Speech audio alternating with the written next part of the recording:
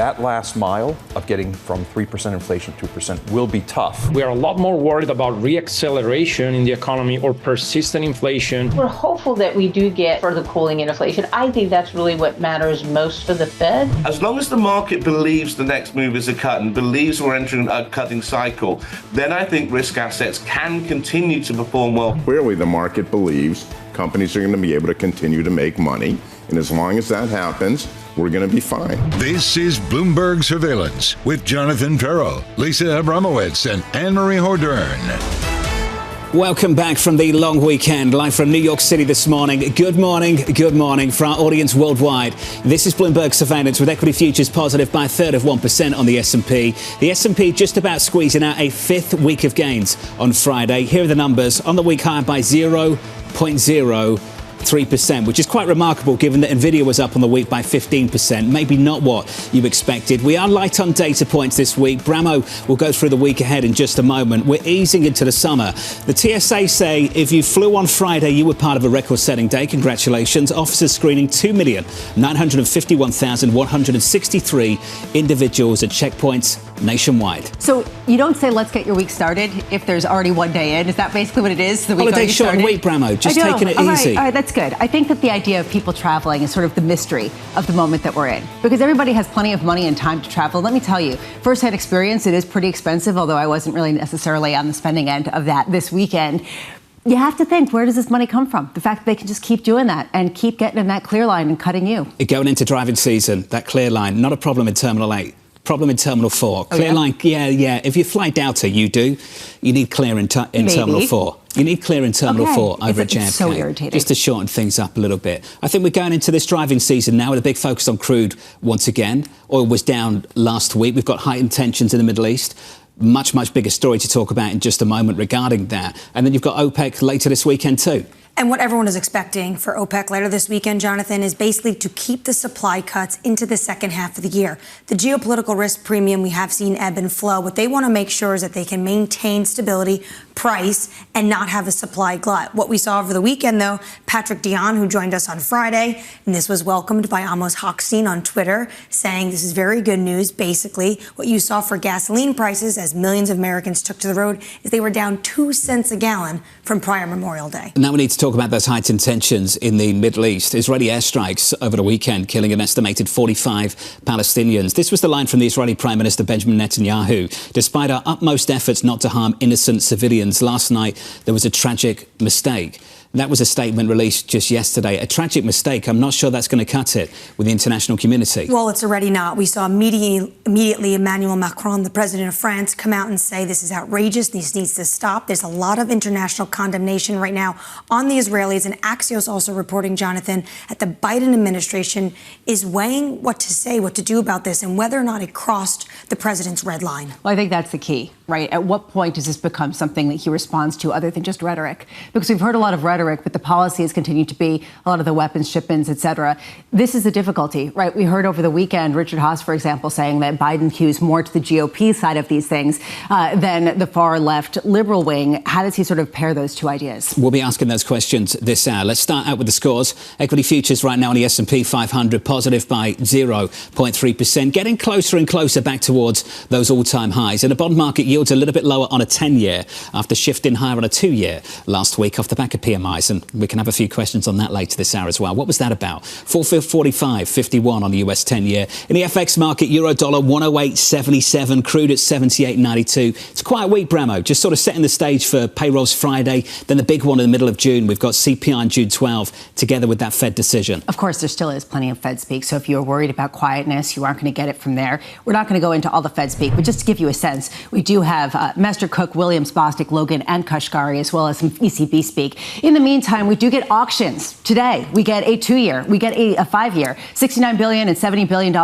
of notes, each of those denominations. Tomorrow we get 7-year notes auctioned off. We also get the beige book. And then on Thursday, to me, this is going to be interesting. We're going to get earnings from Dell, Dollar General, and Costco, the idea of the retail consumer Dollar General, the lower income and how much they're getting pinched. And then on Friday, that's really the key data point of the whole week. We get PCE PCE deflator, the key inflation metric that the Federal Reserve is looking at. You know, it's a quiet week when the highlight is the beige book later this week, right? When that makes it into Bramo's top 5, you know, things are pretty quiet. Don't you think that the beige book has taken on renewed importance? I mean, okay, yes, it's called the beige book for a reason, but at this point, the anecdotes matter, or the qualitative data, if you want to call it that, matters that much more. What are companies feeling? What are they feeling? Okay, let's park that. Last week, what we saw was an S&P global PMI mean more to this market than blowout Nvidia earnings. Why are we putting so much weight on second-tier data? That's a question we've got to ask later this hour as well. Well, and Loretta Mester actually addressed that, and she did this overnight where she talked about the idea of some sort of framework to give you a sense of how we really respond to economic data. She thinks that they need to speak more and communicate more in terms of the framework. I don't think they can agree on what framework they're going to be sort of judging the economic data points, then deciding whether that's enough to go ahead with a rate cut. How are you feeling? Coming up this hour, Lori Calvasina of RBC as US stocks look to reclaim record highs. Norman Roule of CSIS on the growing international pressure facing Israel. And Bloomberg's Alex Webb as the iPhone makes a rebound in China. We begin with our top story. US stocks looking to return to record highs ahead of key inflation data this week. Lori Calvasina of RBC saying this: for a material move higher in the market by year end to be justified on the math, we think investors will need to start focusing on the outlook for 25, where visibility still seems a bit limited. Laurie's with us here in New York. Laurie, good morning to you. Thanks for having me. Let's talk about 2025. I think it's so difficult to do without really knowing what happens in November. How hard is it to answer that question? Well, I think that's a great point. And that's the exact point a client I spoke with last week made. And it's interesting because on the one hand, I have equity investors, US-based ones at least, saying, oh, you know, there's not a lot to do on the election. We're not putting on any trades. And it's like, well, but visibility is limited. And, you know, what happens in November really matters. So which one is it? I think sort of a lack of clarity about what to do is also contributing to the fog. You had a line that we repeated over and over again on this program for the last several months. You said that talking about the election with clients was like staring at the sun. Is it still like staring at the sun? It shifted a little bit. And, you know, my joke's not funny anymore post-eclipse. But the reality is now I'm using the line safety in numbers, because what I'm sensing from the U.S., again, the U.S.-based people, not the people based outside of the U.S., but the U.S.-based people, they still don't really want to talk about the election all that much. And again, I've heard some very impassioned defenses of, I traded this in 2016, I traded this in 2020, I'm not trading this again, kind of coming out of the hedge fund community. The long onlys are like, yeah, I'll believe it when I see it. But the long onlys, what I'm hearing from them is that they're getting questions from their clients, primarily based in Europe and Canada and Asia and other places outside the US. So they're having to come up with talking points, and they're having to dust off the historical playbooks and come up with something to say, frankly. I don't think there is a lot of conviction from investors, and again, US-based ones, on which way the outcome is going to be, but there is a general sense that Congress is going to be divided and that you're going to have a split government generally, so not much is going to get done down the road. But that's really where people are right now. So we joke safety in numbers, let's talk about the charts, let's talk about the data, and we'll keep you all out of fights. Well, isn't that conviction in itself that there's going to be gridlock in Washington? I think so. And look, that is my base case as well. But what I've told people is if you kind of, again, separate the two investor bases, and if you talk to people who don't sit in the U.S., they've generally been leaning into the Republican sweep idea for quite some time. So, it's always a question, right? What are investors expecting? What's priced in? Different parts of the market are pricing in different things, I think. But I don't think anybody's pricing in the Democratic sweep. And even though that's not high on my radar either, I have been telling people, you got to think about it a little bit just because no one is. Okay, so what if you do think about it and you do say to yourself, okay, this is how I would position for blue sweep versus red sweep. What's the number one trade for each? So I think, I heard one comment from a non-U.S. investor, when we were talking about this concept of divided government, and they said, oh, I guess no more fiscal stimulus. So I thought that was interesting. It was a very, kind of kind, innocent little comment. But I thought that was really, just sort of interesting because there's been so much consternation about, well, this market shouldn't be this high, gosh darn that fiscal stimulus. And, sort of taking that idea out from, kind of the market backdrop, I think is puzzling, to some investors. To be honest though, Annmarie, we did a survey, back in kind of early to mid-April where we actually asked our investors, what would you buy, what would you sell, what's your outlook for different industries under these different scenarios? And the Democratic sweep scenario, I think we only had like 17% of our analysts were bearish. Fewer than that were bullish. Most were in the neutral camp. Generally, it's the healthcare sectors and the energy sectors that come up as bullish or bearish under different outcomes. You talk to my healthcare analysts, they're going to downplay the impact and tell you they're not really expecting too much out of either candidate, depending on who wins.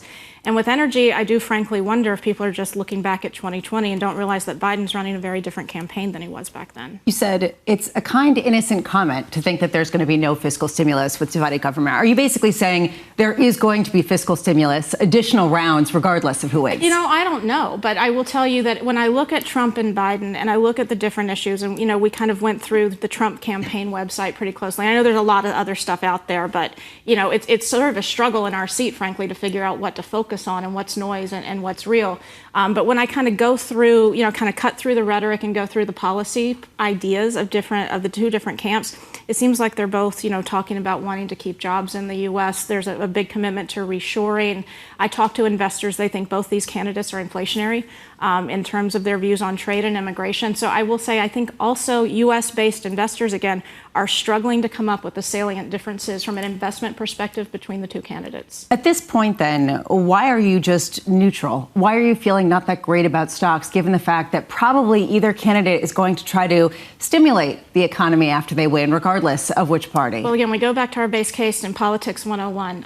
And, you know, my Politics 101 class, Larry Sabato used to always tell us all politics is local, but he also reminded us how bills get created. And that's what I find I educate a lot of investors about. It doesn't matter what these two candidates say, right? You've actually got to have cooperation from both chambers of Congress to get anything done. And as you look at the landscape, do you really see, unless you have a united government, anybody cooperating with anybody in the next 4 years? Me, not so much. So, you know, that frankly, I think informs our view and a lot of investors' views. Like, on the one hand, does it really matter? Is anything actually going to be able to get done? We're looking out to November because there's very little happening over the next week or so. Yeah. What we saw happen last week, and I think we should go over it, we saw a lot of people put a lot of weight on what most people would consider to be second-tier economic data, which is an S&P Global PMI in America, surprising to the upside, ignoring NVIDIA. NVIDIA was up on the week by 15%. Yeah. The S&P 500, dead flat. What was that about? So I don't know so much about that particular data point, but if I rewind a couple weeks ago, I was out on the road and people were freaking out about the employment cost index, and I didn't even really even remember that was a thing. And then the next week, investors were making fun of the people who were freaking out about that the prior week. Sure. So I think it all goes back to, if you look at 2025 again, and we want to be forward-looking, there's a lot of fog out there. There's a lot of clouds. Not necessarily storm clouds, but just lack of visibility. And we're all just stuck talking about the Fed. I joked with a friend of mine recently that, you know, in equity land, we've all had to become rate strategists and, you know, kind of make friends with the economists. And so any little breadcrumb of information that can shed light on the will they, won't they, when they, you know, when are they going to go, that's all people seem to care about right now. And I think investing has changed over the years. We all get access to information, you know, whether it's the terminal or these other data sources. We can analyze things much, much faster. That accelerated during COVID. So people are looking for any incremental piece of data that's not widely watched to get some sort of clue on this debate. Do you think we are just as sensitive to upside surprises as we are downside surprises? And with that in mind, what do you advocate for in equities at the moment? So in my mind, the rotation thesis still makes a lot of sense, and I actually can see that being consistent with a sideways market. If you think about the rate of upward revisions as a good gauge for earnings sentiment, it's actually shifted back in favor of the top 10 market cap names in the S&P 500. But throughout most of this reporting season, most of the upward revisions were coming for the other 490 stocks in the S&P. So I think, you know, we've seen a little bit of bumps in that, but generally that mega cap growth trade is still quite expensive. It's still quite crowded, and it's got decelerating earnings growth. And that always makes growth investors nervous. Now, the rotation thesis, I think, is not just about valuation, but it's also about the economic tailwinds that have been building. And if you look at 2024 GDP, it's kind of stalled out around 2.4%. That's right at average. We haven't seen any movement to the 2025 numbers yet, which are still sitting around 1.7. That is weak GDP. And that's why I feel a little bit stuck right now, because to really get excited on 2025, I need to see that number go up. And it's not. And it's not really going down either. It's not doing anything. Now, the downside, I think your question is brilliant, you know, sort of the tail risks on both sides. What could drive us down? I think we're pretty fairly priced for a Fed that, you know, kind of maybe cuts once, moderating inflation, maybe a little stickier than we initially thought. But if we start to really see inflation expectations deteriorate, in terms of moving up, if we start to see the Fed narrative fall apart again, there's a little bit of downside risk to this market, and I think that's underappreciated. Flying blind into 25 is becoming a little bit of a theme. Laurie Calvasina there of RBC. Here's the latest from HSBC. Fundamental sentiment and positioning and technicals are supportive for risk assets. Lisa, Max Kettner, still max overweight, high yield credit, overweight equities, underweight DM sovereigns and investment grade. Baddish news is good news. I like that the bad news is good news is no longer the bad news is good news. It's baddish news. It just has to be bad enough to be disinflationary. That's what we saw last week, to your point. I mean, essentially, hot prints, good news is bad news, and baddish news is good news. We're back to that paradigm. Baddish. Got to work out what baddish is in payrolls in a couple of Fridays' time. What's that, 175? 150? 182-ish, something like that. Futures on the S&P 500 positive here by a third of 1%. Welcome back to work for those of you who enjoyed the long weekend. Let's get you an update on stories elsewhere this morning. Here is your Bloomberg Brief with Yahara Hackers. Hey, Yahara. Hi, John.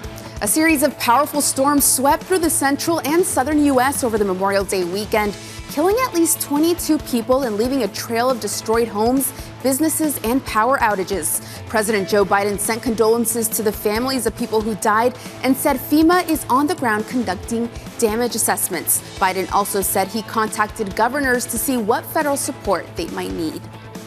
UBS is ruling out an external successor to replace CEO Sergio Erromati. The Financial Times reporting the bank is planning to choose a new CEO from a short list of 3 internal candidates when Erromati steps down in about 3 years. The candidates' identities may be released as early as the 2025 annual meeting. UBS declined to comment on the report. And Tokyo is getting its own elevated pedestrian park, kind of like New York's High Line. After discussions on whether to demolish the Tokyo Expressway, the city decided that it would instead revitalize the 1-mile stretch of road into a place for pedestrians. The project was in fact inspired by the High Line here in New York. It's set to partially open in 2029 with full completion aimed for the 2030s or 2040s. That's your Bloomberg Brief. John? Yahara, thank you. We'll catch up with you in about 30 minutes' time. Up next on the programme, Biden's red line for Israel. We seek to go after Hamas and limit civilian casualties, and we will investigate if an investigation is needed. That conversation just around the corner, live from New York City this morning. Good morning.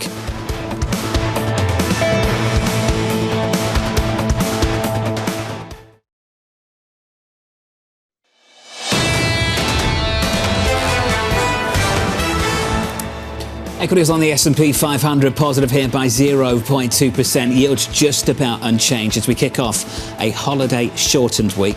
Stateside, 446.10 on a US 10-year. In the FX market, tons to talk about the ECB. We'll get into that later. 108.79 on euro-dollar. Under surveillance this morning, Biden's red line for Israel.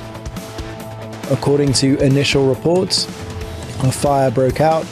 After the attack, any loss of life, civilian life, is grave. And is awful.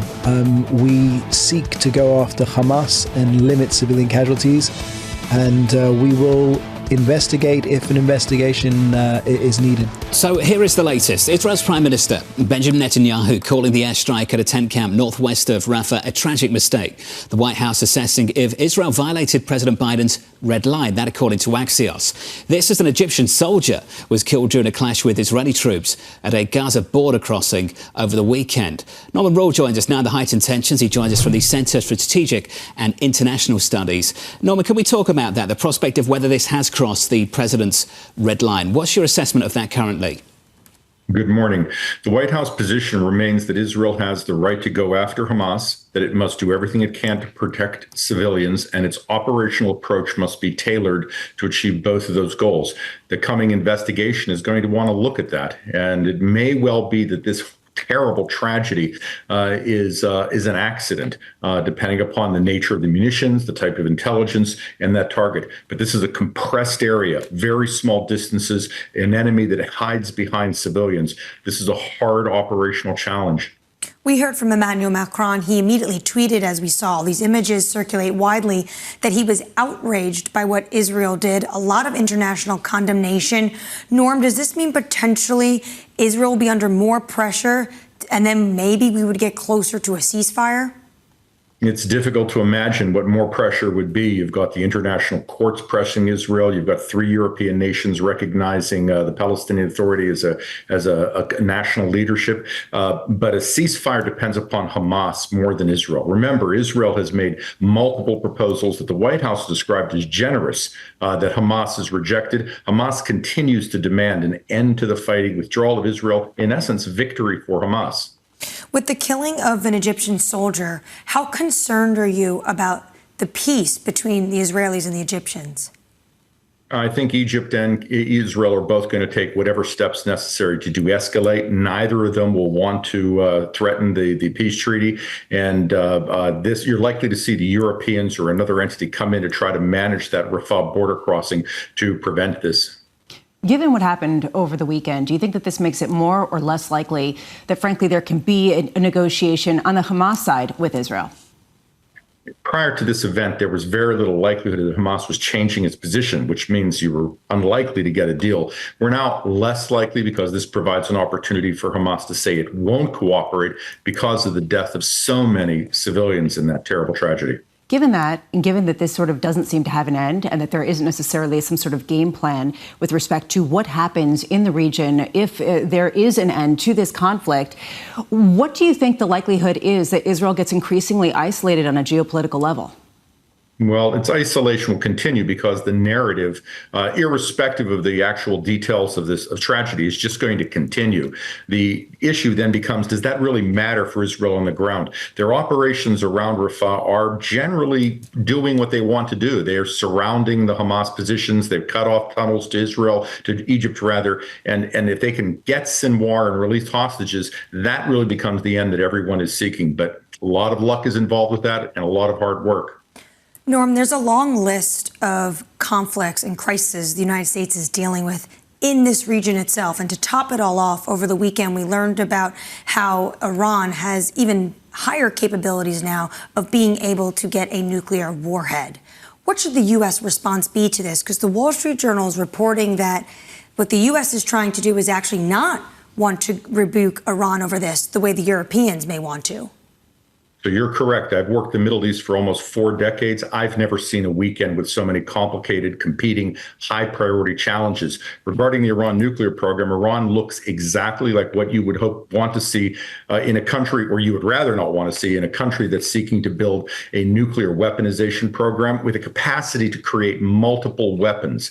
You need to have multilateral diplomatic unity and economic pressure on Iran to change its leadership's views. That doesn't appear possible at the moment, and it doesn't appear the administration is focused in building that multilateral coalition. Norman, appreciate your insight, as always, particularly this morning. Thank you, sir. Former senior U.S. intelligence official Norman Roule there. Called a tragic mistake by the Israelis. Regardless, the calls from the left for this president to split with Israel are going to grow louder and louder in this country. Which is why you have Axios coming out and saying that the Biden administration is weighing whether or not this would deem crossing the president's red line. And this is going to be an issue, not just with the college campus protests we've seen in the progressive lefts, but also what does the DNC look like later this year, that Democratic convention, because many are expecting tons of protests outside. It's sort of interesting to see, on the other hand, Donald Trump coming out and saying that he would toss out all the protesters and basically stand behind Israel, and that they should basically go for this and then some. And so there's sort of this dichotomy where, Joe Biden is trying to toe this line in his own party, and Donald Trump is just basically coming out with, a hose and just, this is how I feel. On certain topics, there's a lack of daylight between the two candidates. I don't think this is one of them. Which is sort of interesting. I mean, yes, Donald Trump's rhetoric is much more fiery. Joe Biden has much more of a view that hews more to the GOP side when it comes to Israel alone than maybe on the far left flank of his party. Up next on the programme, we're going to be talking about Apple in just a moment. Apple is positive in the pre-market by a little more than 2%, up by 2.15% in early trading. Coming up, we'll catch up with Bloomberg's Alex Webb with a positive surprise for Apple out of China. That conversation just around the corner. Equity futures on the S&P 500 pulling back just a touch from session highs. We're positive still by 0.1%. From New York City, this is Bloomberg.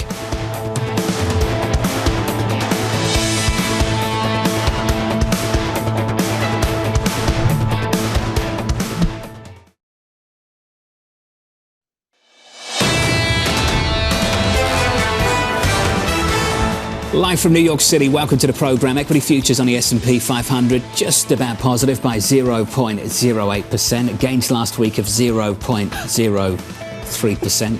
You know where this is going. You can turn to the Nasdaq if you want some real price action, up by 0.2% on the session, up on the month so far by close to 8%.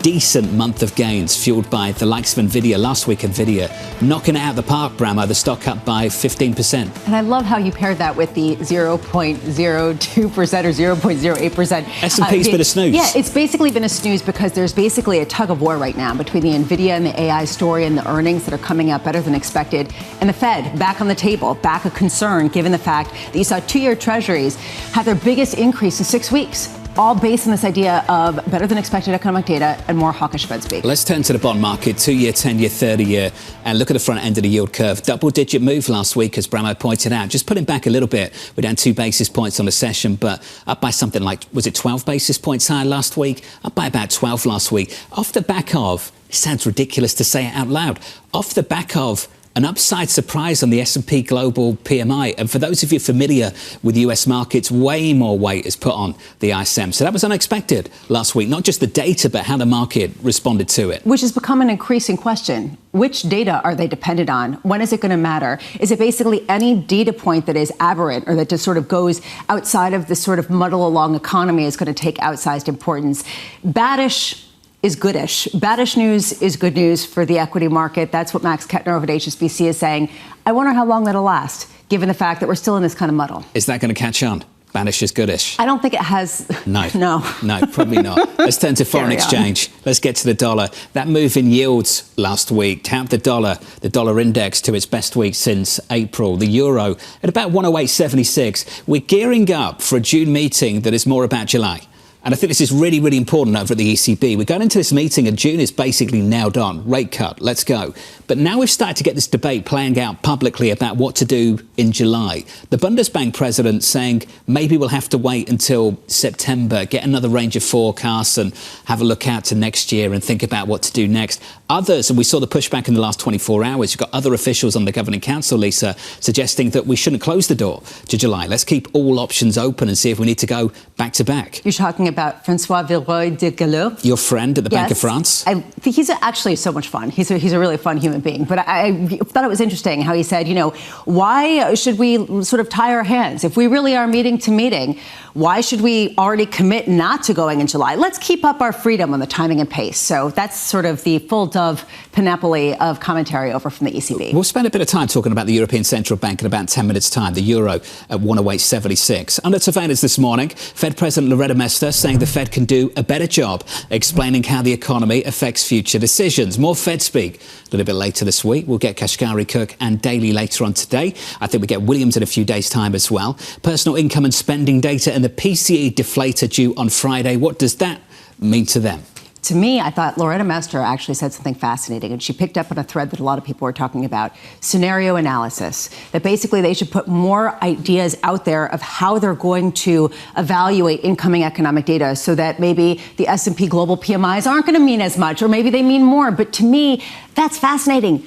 Does this Federal Reserve have an agreement about how to do scenario analysis? If they do, by all means, I think those would be words worth listening to. We're going to hear from the Fed officials, but really matters is the data on Friday, the PCE. What our economists are saying is that it would mark the smallest advance so far this year. So potentially that's going to be a bit of good mood music for the next time we hear from Fed officials. And payroll's 2 Fridays away, so it's like a quiet start. Could we call this a summer now, right? After Memorial Day weekend? Definitely summer. Like easing into the summer. Quiet start. And then really things start to ramp up next week and into the June 12th week. Fed decision, CPI, all of that good stuff. Talking of easing into the summer, nothing easy about it over the weekend at US airports. Travelers breaking a record over the holiday weekend. The TSA screening over 2.9 million people on Friday at checkpoints across the country. It breaks the record set during the Thanksgiving holiday last year. AAA's predicting this was the busiest Memorial Day weekend in nearly 20 years. If you're looking for an economic slowdown, Bramo, you did not find it at the airport over the weekend. This goes to the heart of why this is such a confusing moment. On one hand, you've got places like Walmart, like Target, saying that consumers are pulling back. They're not pulling back when it comes to competing in line and getting clear so that they can jump ahead of you. Not that I have any issues with that. It's just this sort of pay to play, but I'm digressing. The point being, it's still going gangbusters. We saw some of the guidance from the cruise liners. I know you've watched that closely, and they were, really robust. And this, to me, speaks to a resilient consumer, albeit perhaps a little bit more discretionary. NPR put it as America's back baby. Basically, what they're seeing is we're coming out of COVID. Everyone is still spending on services, even if there's a bit more of a premium. Although if you did drive, Gas Buddy's talking about the fact that for a gallon of gasoline, it was 2 cents lower this Memorial Day than the previous Memorial Day. And Lisa, to your point, it's Clear and TSA. That's the power move at the airport. TSA pre is overridden by what happens with the people who do Clear at Terminal 4. You have to do both. That's the power move. But to me, it's ridiculous. It's just pay to play. You have to pay in order to skip the line. I mean, talk about sort of a power differential. It's like one thing if you can pay for first class. It's another thing if you don't have the money or you don't want to pay for Clear, that you're sort of stuck in line waiting. It's sort of the basic class division. Well, unless you go to an airport like I did over the weekend where everyone had Clear and TSA, and that's where the line was. And then if you decided, all right, fine, I'll take my shoes off. Go through the normal line. You go through the normal line, no one's there. You say America's back, baby. You're in the perfect position to talk about this. How different does this story show up in the polling? When you ask people about the economy still, the president's doing dreadfully. He's not doing well at all, and it doesn't seem to be bouncing back on the number one issue going into November. Well, the Wall Street Journal had an interesting story over the weekend, and they also used the Cook political report to talk about this. The concern Americans still feel is overwhelmingly about the economy, and it's not about the stock market. It's not about getting on the housing market. It is about consumer goods and inflation.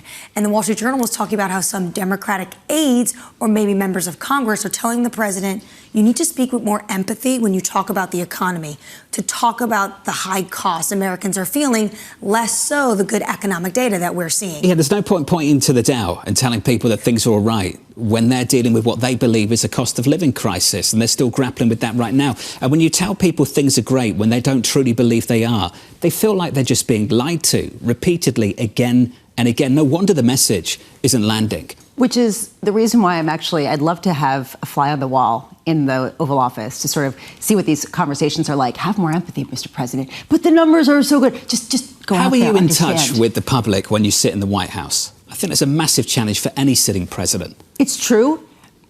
I don't know how you sort of message it with different words. It has to be a feeling. I don't know the answer. I don't know how to crack this nugget, especially because there are so many different economies that are overlaid on top of one another. So how do you have a cohesive idea if you don't necessarily know how to cater to all of those different constituencies? Big theme, big theme going into November. Let's finish on this story. The iPhone rebounding in China. Official data from the country showing a 52% rise in shipments for the month of April. The comeback for Apple follows steep declines in the first 2 months of the year. Apple and Chinese sellers have been slashing prices as competition heats up with domestic phone makers. Bloomberg's Alex Webb joins us now for more. Alex, the stock is up by a little more than 2%. I understand they don't give you a real breakdown of the numbers of who's doing what, but we're gauging this on our analysis. Is that right, Alex? Yes, it certainly looks as though there has been an increase. All of these things are estimates these days. We don't get a breakdown from Apple even anymore on how many unit sales they get in total, let alone by geography. But the increase comes after months of declines, and crucially, the declines that happened in sort of December, January. That's in the crucial Christmas selling period. China had been a bright spot in recent years. There had been declines of as much as 30% in that crucial time frame. The thing to remember, of course, is that the month we're looking at now is not a big sales period for Apple. Looking at something like 3 million units. In other months, they'll be looking as high as 10. So they have bigger swings. A small increase can be reflected in a high percentage.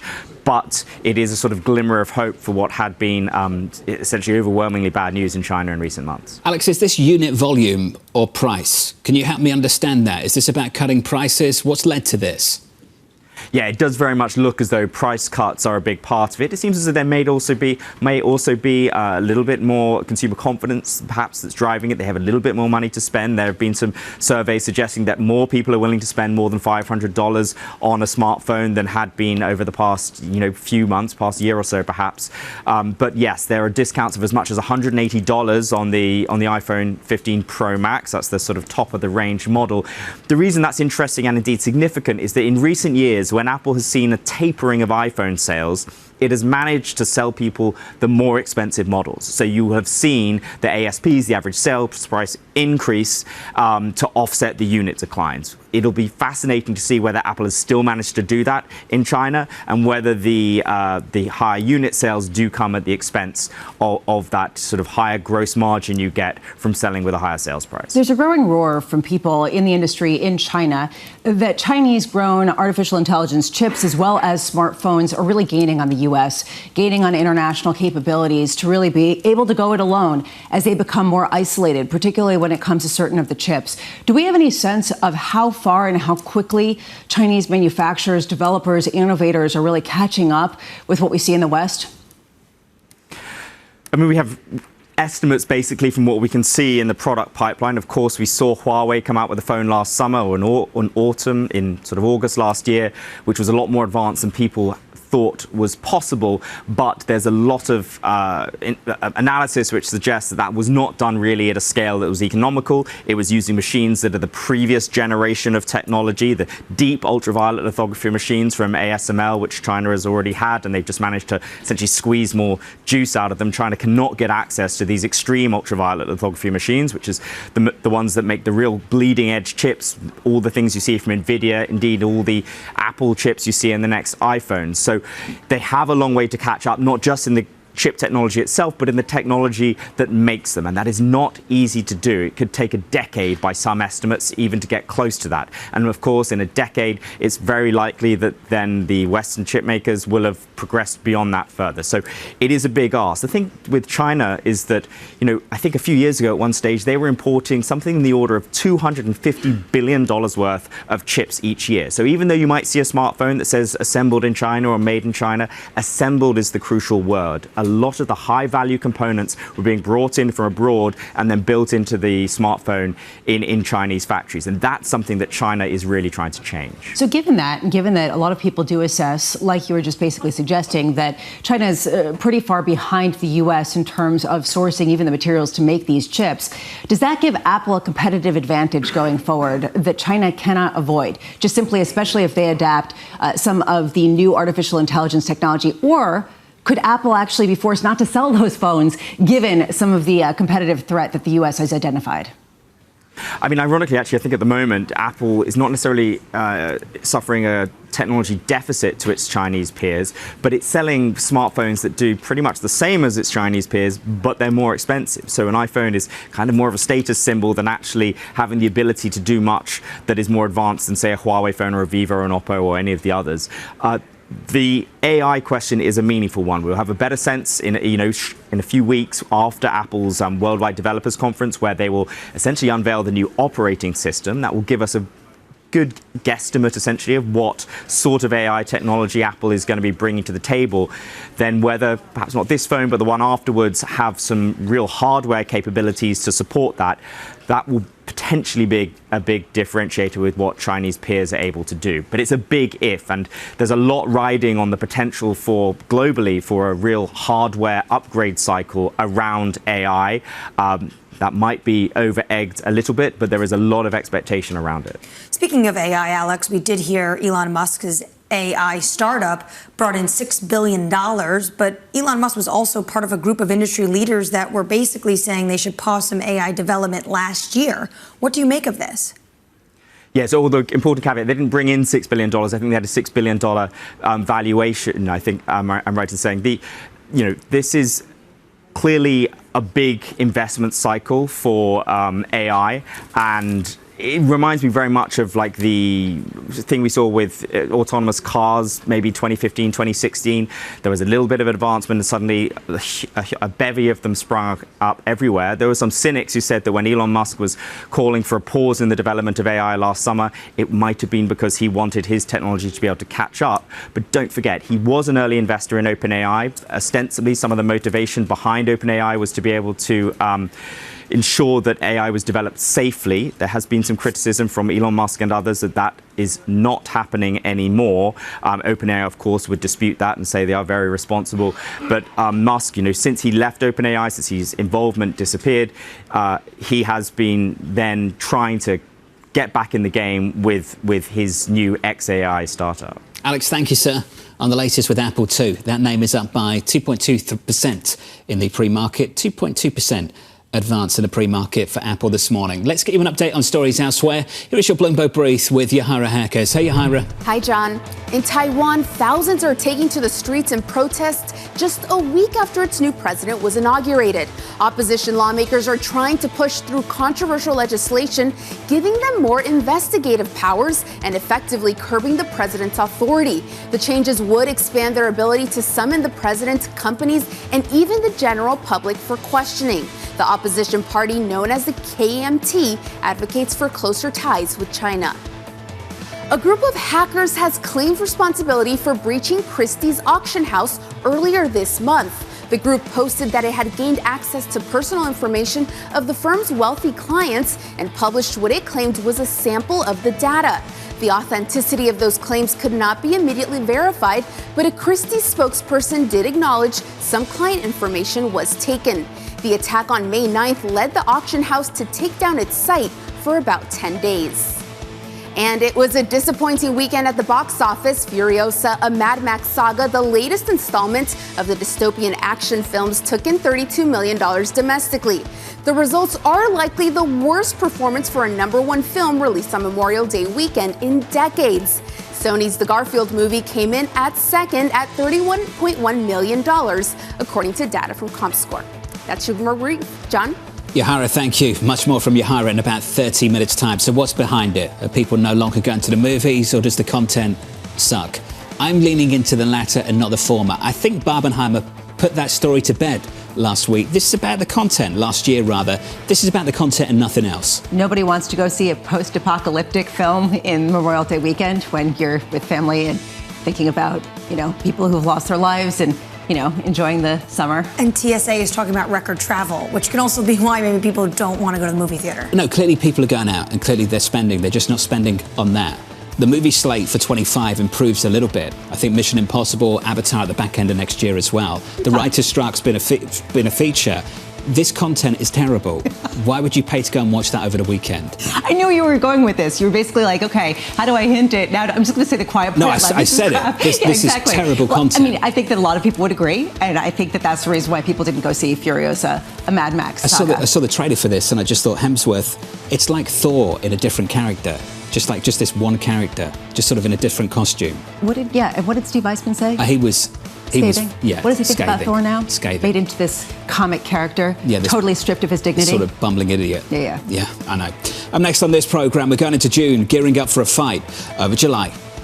Euro-dollar is very much a range trade. I have a forecast for year-end that is not far from levels where we are at the moment. 106 to the downside, 110 to the top side, kind of marks the range pretty well. We'll get to the latest on the ECB up next on the programme.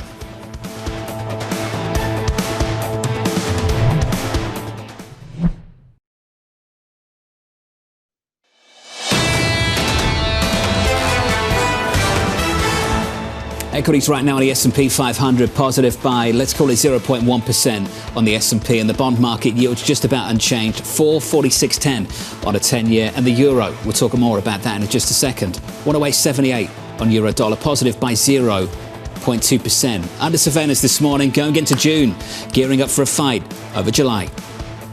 Euro-dollar is very much a range trade. I have a forecast for year-end that is not far from levels where we are at the moment. 106 to the downside, 110 to the top side, kind of marks the range pretty well. And I think when you get up near the top end of that range, you will see interest to sell euro-dollar from people who think we're in this low vol positive carry environment. It's the latest this morning. New dovish comments setting up a fight for a second cut from the ECB in July. Governing Council member Francois Villeroy telling a German newspaper he favours maximum optionality and questioning why cuts should come only once a quarter. The European Central Bank widely expected to deliver its first cut at the June meeting next week. Jane Foley of Rabobank joins us now for more. Jane, June looks done before we've even got to the meeting. July is where the fight seems to be. What should we expect from this ECB? Well, I think if they don't go in July, I think there's a very good chance that they will then still go maybe even twice more before the end of the year. So possible, that they could pause. It's very data dependent. But I do think that we are looking at a fairly dovish ECB between now and the end of the year. If we look at the inflation data, well, that is more or less beginning to behave.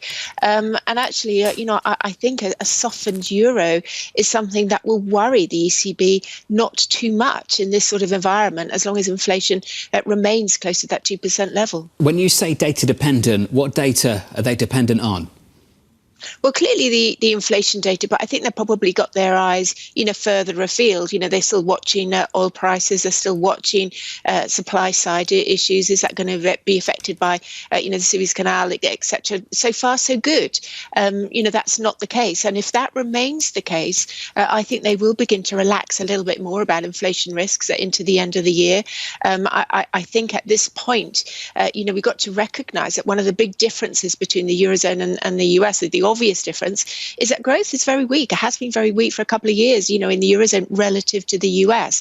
So from that point of view, there is a need for growth, particularly if we begin to look at, the budgetary restraints, the constraints that many countries have.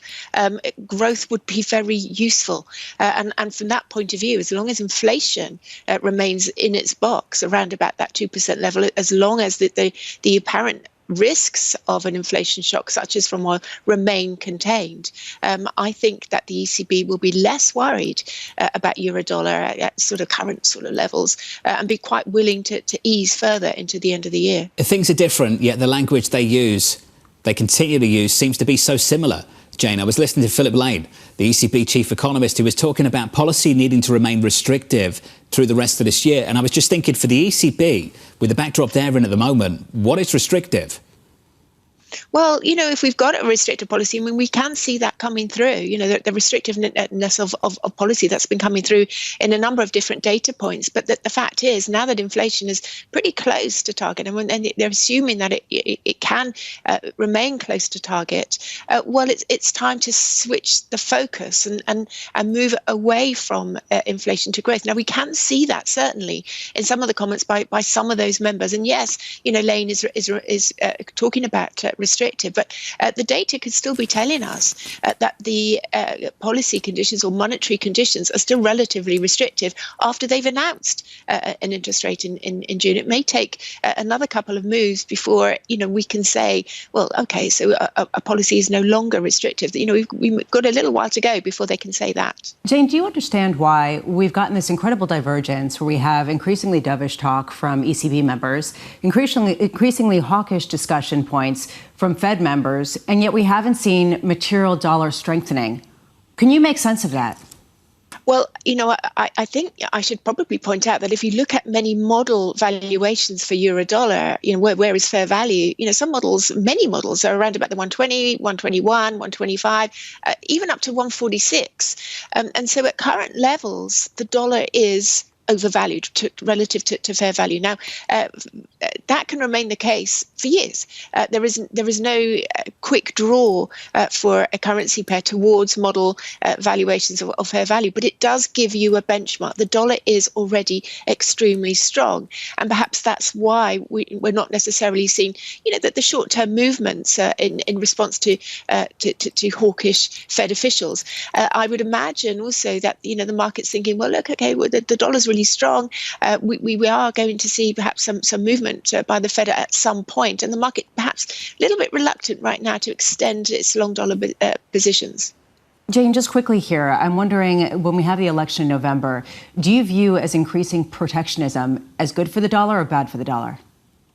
I think it's going to be strong for the dollar, and there's two reasons for that. First of all, if you imagine that we were to get Trump and we were to have more tariffs over and above the ones that Biden has talked about, and of course Trump has talked about very strong tariffs, he doesn't need, Congress to push those through. He could announce those relatively quickly, and it could mean that the price increases, the impact of that on the CPI index could mean that the Fed's cutting cycle could be over by the middle of next year, almost irrespective of when it starts. So that's one thing that could be supportive for the dollar. But the other factor is, of course, if you think of, the CHIPS Act, if you think of the Inflation Reduction Act, there's a big carrot for companies to invest in the US. Jane Foley of Rabobank. Jane, thank you on the latest for the ECB and what deglobalisation could mean for the US dollar as well. Coming up in the next hour, Barry Knapp of Ironsides Macroeconomics, Terry Haines of Pangaea Policy. We'll catch up with the Boston Celtics co-owner, Steve Pagliuca, and Tom Tzitzouris of Strategas from New York. This is Bloomberg.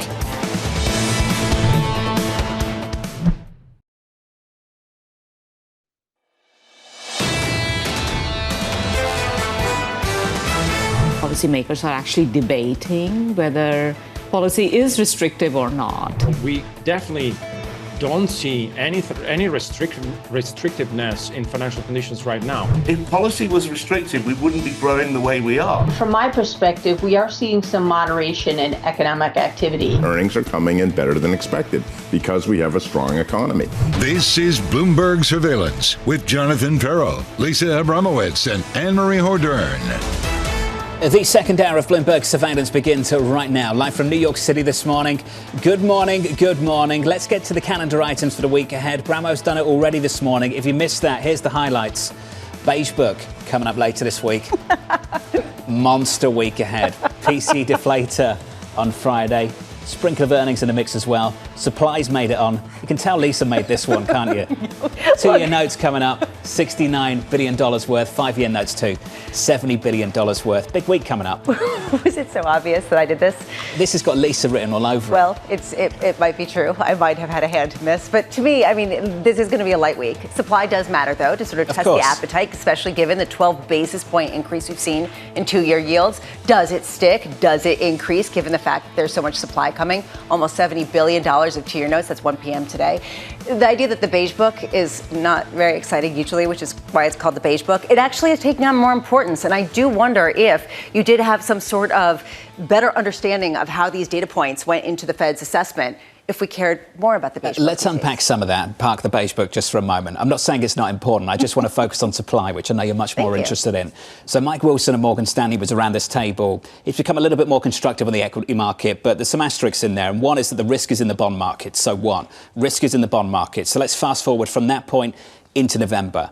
Bill Gross speaking to the FT over the weekend saying that Donald Trump is the big risk here for this market, not Joe Biden, which is a very, very different way of looking at his administration, given how market-friendly he was initially at the start of Trump Volume 1. Bill Gross saying that for the deficit, that's the number one issue. This is the quote. Trump is the more bearish of the candidates simply because his programs advocate continued tax cuts and more expensive things, which would add to the already burgeoning what we see in the U.S. deficit. Trump's election would be more disruptive. This is what Gross has to say in terms of the bond market. And I would argue immigration a pretty big part of this, because that's been such a huge part of why we've seen the employment picture turn better, and yet wages not increase that much, or as much as people previously would expect. Before we even get there, though, I want to understand how sensitive this bond market is to policy, because you can talk about it on these sort of highfalutin levels. We hear Steve Eisman saying it's the the deficit crowd. Sure. When do we actually see it in the auctions? And that, I think, is the reason why it is so important to watch these auctions. I know that I will be. Yeah, which auctions? Not just treasuries. Corporate debt as well. There's no sign yet this year that extra issuance coming out of the deficit, out of the Treasury, is crowding out things in the corporate debt market, given the amount of supply we've had through the start of 24 and the amount of demand that's met it as well. Spreads are pretty tight. I would argue what it's shown is that foreign investors are willing to come back into the United States if the all-in yields are big enough. And that, I think, was a surprise to a lot of people who are thinking, okay, foreign investors are going to stay clear from the United States. Not at all. They're coming back because yields of 5, 6, 7% look incredible, especially compared to their nations. At whose expense? Exactly. Maybe something else. I did that just for you. Do you appreciate that? That was really good. There we Thank go. you. All right, anytime. After the long weekend, we're all feeling nice. Going to be kind to each other for a couple of days at least. Equity futures on the S&P look like this. On the S&P 500, we are just about positive by 0.1%. Yields are unchanged on a 10-year, 4.4669. In foreign exchange, the euro, 108.79. Coming up this hour, we'll catch up with Barry Knapp of Ironsides Macroeconomics on why the Fed will cut before the election. Terry Haines of Pangaea Policy on the White House response to the latest in Israel. And looking forward to this one. Boston Celtics co-owner Steve Pagliuca as his side advances to the NBA Finals. That conversation about 30 minutes away. We begin with our top story. Higher for how much longer? Fed officials reiterating patience ahead of key inflation data this week. Barry Knapp of Ironsides Macroeconomics saying this. I think the Fed will cut before the election either because of financial sector stress or the unemployment rate going above 4%. Barry, I'm pleased to say, is with us right now. Barry, let's divide those two things and start with financial sector stress. Any sign of that whatsoever? Well, that deeply inverted yield curve has really impaired bank profitability. So if you just look at the return on equity of the S&P Bank Index over the last 2 quarters as deposit betas have finally caught up and started to pressure margins, you've had return on equity fall from a little over 12%, which is a level where banks tend to build capital and stocks trade at a premium to book, to about 9.6. It looks like it'll probably head into the 8s in the next quarter or two. That's a level where the stocks tend to trade at a discount to book. And so those small regional banks are still struggling to provide credit. You know, you go through the weekly Fed H8 data and you can see bank credit contracting. You guys were just talking about the auctions. 2s will probably go well at 5%. I think that's the right part of the curve to be in. But the 5s and 7s, the belly part of the curve, is the part of the curve that the banking system particularly or generally helped out on. And they've been, particularly small banks, been divesting themselves of treasuries for really about a year and a half. And there's no sign of stabilization there. So that's where I think the stress will come, is those smaller regional banks. It's really in a lot of ways similar to what happened to thrifts and savings and loans back in 1980, the last time we had this deep of a yield curve inversion. And that's where I would expect problems to arise on the on the financial side. Barry, we have a case study for this, and it's about a year old. And it was last year, and some of the biggest bank failures in this country's history took place, and the Fed carried on hiking. It didn't dictate monetary policy that time around. Why would it this time around? Well, I think the sort of model that everyone thought about a year ago, those couple of banks that got in trouble, was back to 2008, this idea that there's a whole bunch of bad assets on bank balance sheets. And I just referenced the 1980 episode with savings and loans. They were 80% of the supply of mortgage credit at that point. So we're not talking about a 2008 style crisis where, you get a big run on banks. You're just talking about profitability getting more and more negative and the supply of credit getting cut off to the small business sector. That's why I pointed to the unemployment rate as well, because, other BLS surveys like the QCEW, which lags by 2 quarters, shows that small business employment is much weaker than the establishment survey implies. So in the foundation there, I do think there's a real struggle, and it may just become apparent in the unemployment numbers. It may become increasingly apparent in various small business surveys that there's a real issue at the base of the economy. You guys were talking about financial conditions. It's the same idea. If you're a floating rate borrower who depends on the banking system, financial conditions are tight, right? Bank credit is very tight if you're a floating rate, real estate developer, small builder. If you're a borrower who can borrow out the curve in the investment grade credit market, no, the Fed's balance sheet is still providing lots of actual accommodation. And so conditions are not tight for those borrowers. And certainly if you're a beneficiary of the loosest fiscal policy we've ever had during an expansion, conditions aren't tight, they're quite loose. So for me, it's just looking at that small business sector, and it's the toughest sector to measure in terms of the data we get. But I do think it'll likely start to crack sometime through the course of the summer. At least it'll be obvious that it's cracking, and the Fed would respond to that. So that's where I'm coming from when I say they'll probably get forced to ease. Barry, I'm a little bit distracted. It is the unofficial start of summer, and you have a ski map behind your head. And I understand that you're probably touting your beloved Colorado that a lot of people travel to, which brings me to my point that we saw record amounts of travel over the weekend. Lots of people are going skiing. Granted, it is sort of a divide in terms of who can afford to go skiing and who can't. But there is a question of how long you can continue to bank on enough consumer spending, particularly at the higher end, to keep this going, to keep inflation from keeping unemployment from rising too much, and to kind of keep things on side and keep people investing.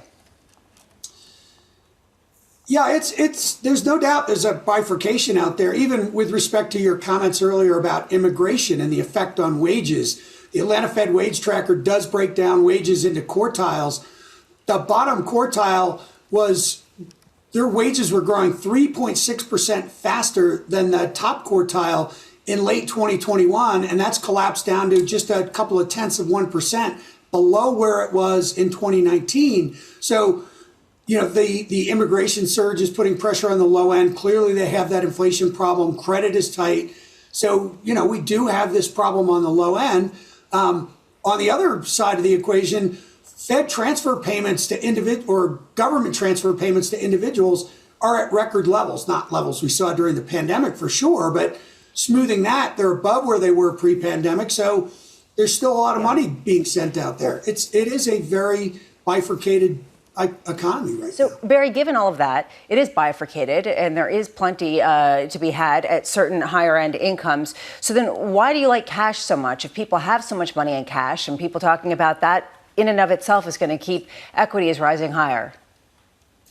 Yeah, the cash is a funny situation because the sectors that I'm recommending, being market weight tech, being overweight tech, given that it's 30% of the index, to me seems almost reckless. But a 30% allocation to tech, overweights in industrials, energy, these are all high vol sectors. So if you combine my sector overweights, and I've got no exposure to defensives whatsoever, nothing in utilities, which maybe is a miss because of the AI phenomenon, but nothing to utilities, staples, or real estate.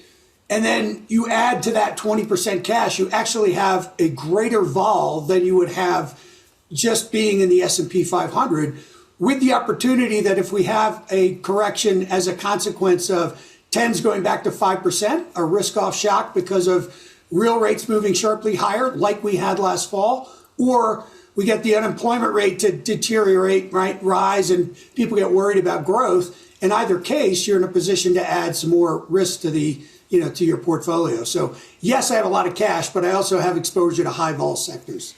Barry, I want to ask you how you're thinking about 2025, because you write in your notes about the current default as we head into the election is to assume either candidates have little interest in reducing spending, but you say you would caution that perspective. Why? Well, because it looks like the Republicans are most likely going to take the Senate. So if you think about the probabilities in the math here, let's call it 55% chance that Trump wins. That's roughly the betting markets right now. Even were Biden to pull off a victory, most of the analysis I've seen suggests that the Senate will still go to the Republican side, in which case you've got a bit of a break on any additional Inflation Reduction Acts or CHIPS Acts. And the CHIPS Act was a bipartisan, so that's not a good example. But any more big spending programs on the Democratic side would be checked by a Republican Senate. That was the idea there. On the other hand, if Trump wins, there's a very good chance that he will have control of all three bodies, in which case the tax policy will wind up extending TCJA and keeping a fairly low corporate tax rate. So Barry Knapp on a permanent vacation. Barry, it's nice of you to give us some time. Barry Knapp of Ironsides Macroeconomics out of Colorado. Bramo's so jealous of that. You'd love that, wouldn't you? Well, I'm actually looking up. Can you still ski? I mean, it's almost June. I know that there are certain mountains that you can in Washington State. Yeah, we're talking about how it's the start of the summer. Everyone's getting on planes, they're going to the beach, and Barry is surrounded by snow. He's working from home. Permanent vacation. He's earned it.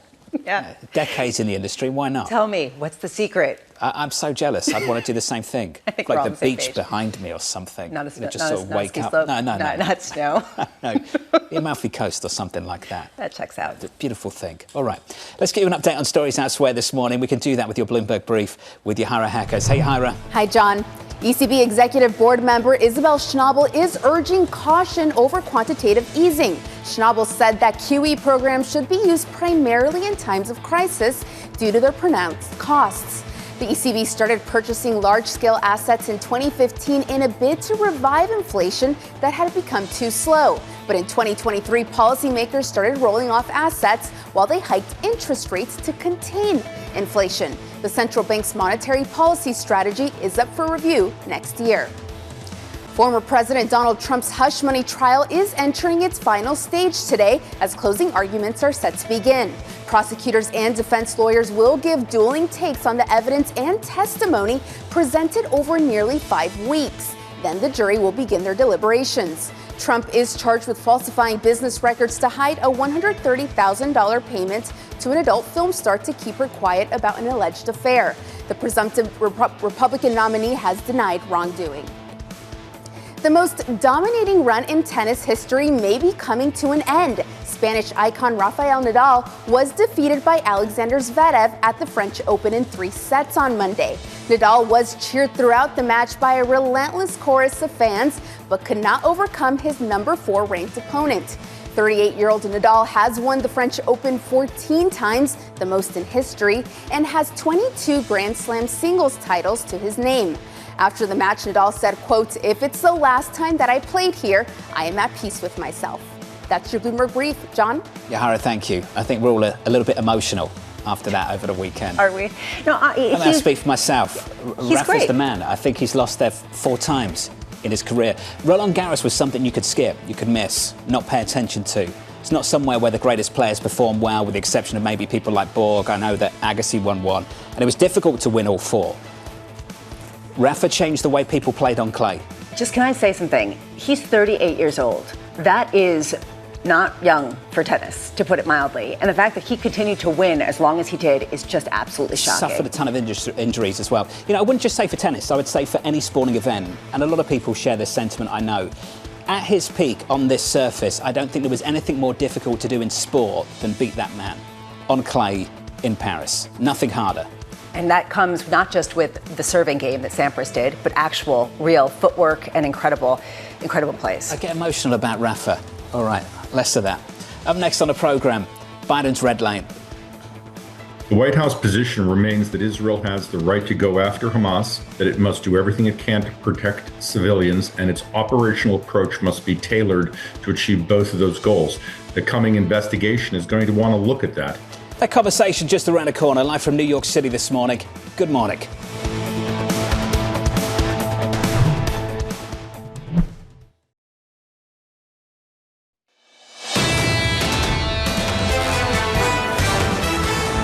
Live from New York City, welcome to the programme. Equity futures on the S&P still just about positive by 0.1%. Yields unchanged on a 10-year, 4.4610, and the euro at about 108.88. Under surveillance this morning, Biden's red line. The White House position remains that Israel has the right to go after Hamas, that it must do everything it can to protect civilians, and its operational approach must be tailored to achieve both of those goals. The coming investigation is going to want to look at that, and it may well be that this terrible tragedy is an accident. This is a compressed area, very small distances, an enemy that hides behind civilians. This is a hard operational challenge. So here's the latest. Axios reporting the White House is assessing if Israel violated President Joe Biden's red line following an airstrike at a tent camp northwest of Rafah. Earlier this month, Biden threatening to hold back more weapons if Israel invaded Rafah. Terry Haines of Pangaea Policy joins us now for more. Terry, how would you expect the White House will respond ultimately to the weekend's events? I think what the White House will end up doing is taking whatever Israel and the IDF come up with, frankly. they're not going to have the ability to second guess that. And net, as Norm said in your last hour, Israel is going to be able to continue a Rafah operation despite these mistakes and despite these difficulties. We heard from the White House talking about that they've been clear with Israel that Israel needs to take every precaution possible to protect civilians. Beyond that, which we've already heard a number of times from this White House, could they take any tangible actions? Well, theoretically, sure they could, Annmarie, but I very much doubt they will. The IDF and Israel generally have a very strict set of engagement guidelines of their own, and if they're not following them in any particular case, there's going to be a lot of repercussions. Beyond that, though, the White House, I think, in a practical sense, is hemmed in two ways.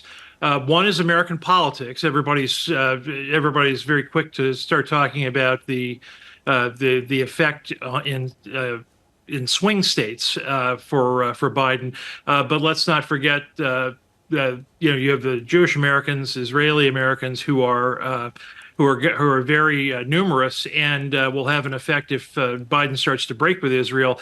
And then there's also the kind of diplomatic end of this, where Biden needs both the Israelis as well as the more moderate Arab states to counter Iranian influence, and they can't accomplish any of that without Israel. And then we have the former President Donald Trump, according to the Washington Post, promising to crush pro-Palestinian protests on college campuses. How do you see these two individuals defining their policy on Israel going into November? Well, I see Biden as nuanced, in part because he has to be, in part because this White House's predilection is for nuance.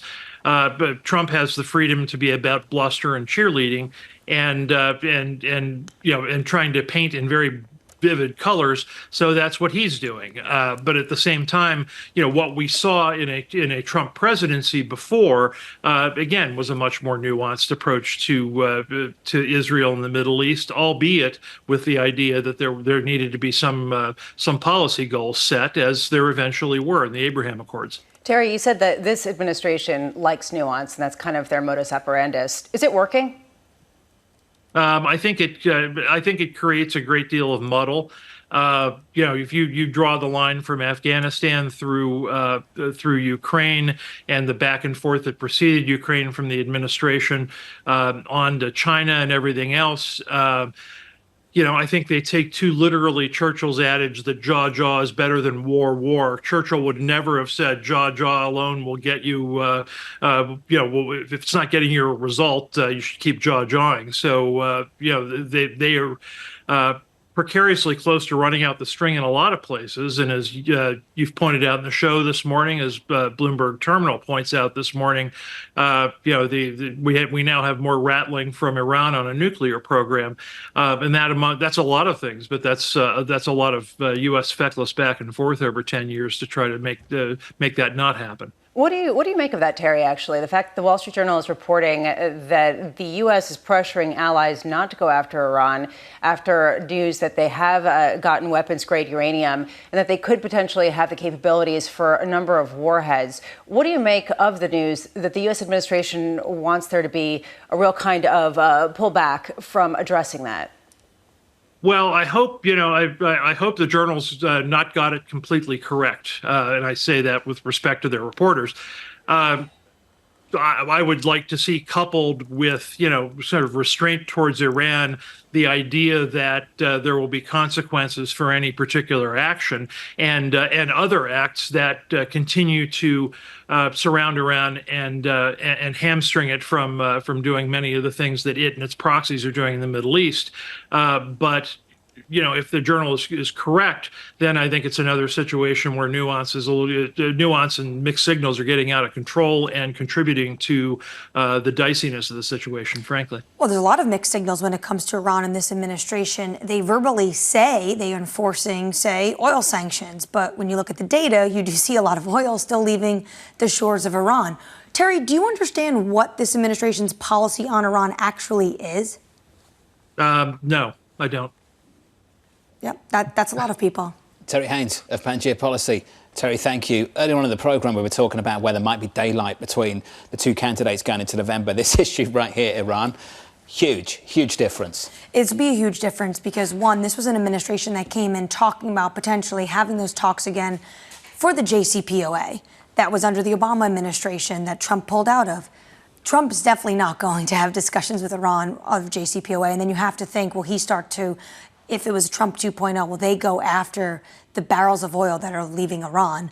Or will he allow waivers if he's worried about oil prices? This is some heavy stuff. Let's lighten up the mood just a little bit. Coming up next on this programme, the Boston Celtics booking their place in the NBA Finals. We'll catch up with the team's co-owner, Steve Pagliuca, on the other side of this commercial break. Do not miss this conversation. A man that is having a lot of success in the world of sports. That conversation just around the corner. Equity futures on the S&P 500, positive here by 0.1%. In the bond market, just about unchanged, 446.30. Lisa will tell you the highlights of this week. A bit of bond supply. The beige book at a climax on Friday. PCE data. So exciting. Yeah, some Fed speak in the mix too. Good week ahead for you from New York. This is Bloomberg.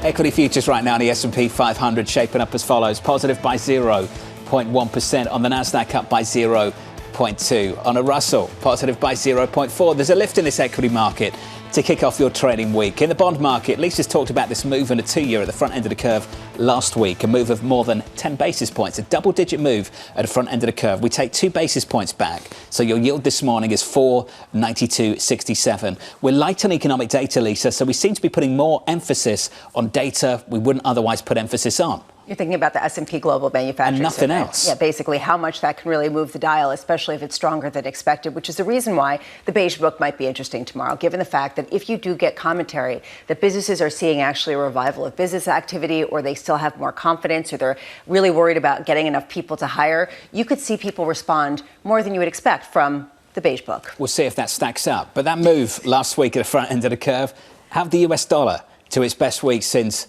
April. In the FX market right now, the euro's still doing okay, 108.85. We've talked a bit about this already. This fight over July at the ECB. It's amazing, isn't it? We're going into June. June's done. It's like the June meeting doesn't even matter. They're going to cut interest rates. They already know the conclusion to the June meeting. And the June meeting seems to be about a fight over the following month in July and what they're going to do next. The fact that the Financial Times had the chief economist over at the ECB basically locking in a June rate cut really does shift the debate. Then you had the French head of the bank, head of the central bank, coming out and talking about how he basically doesn't see any reason why you shouldn't necessarily cut rates in July.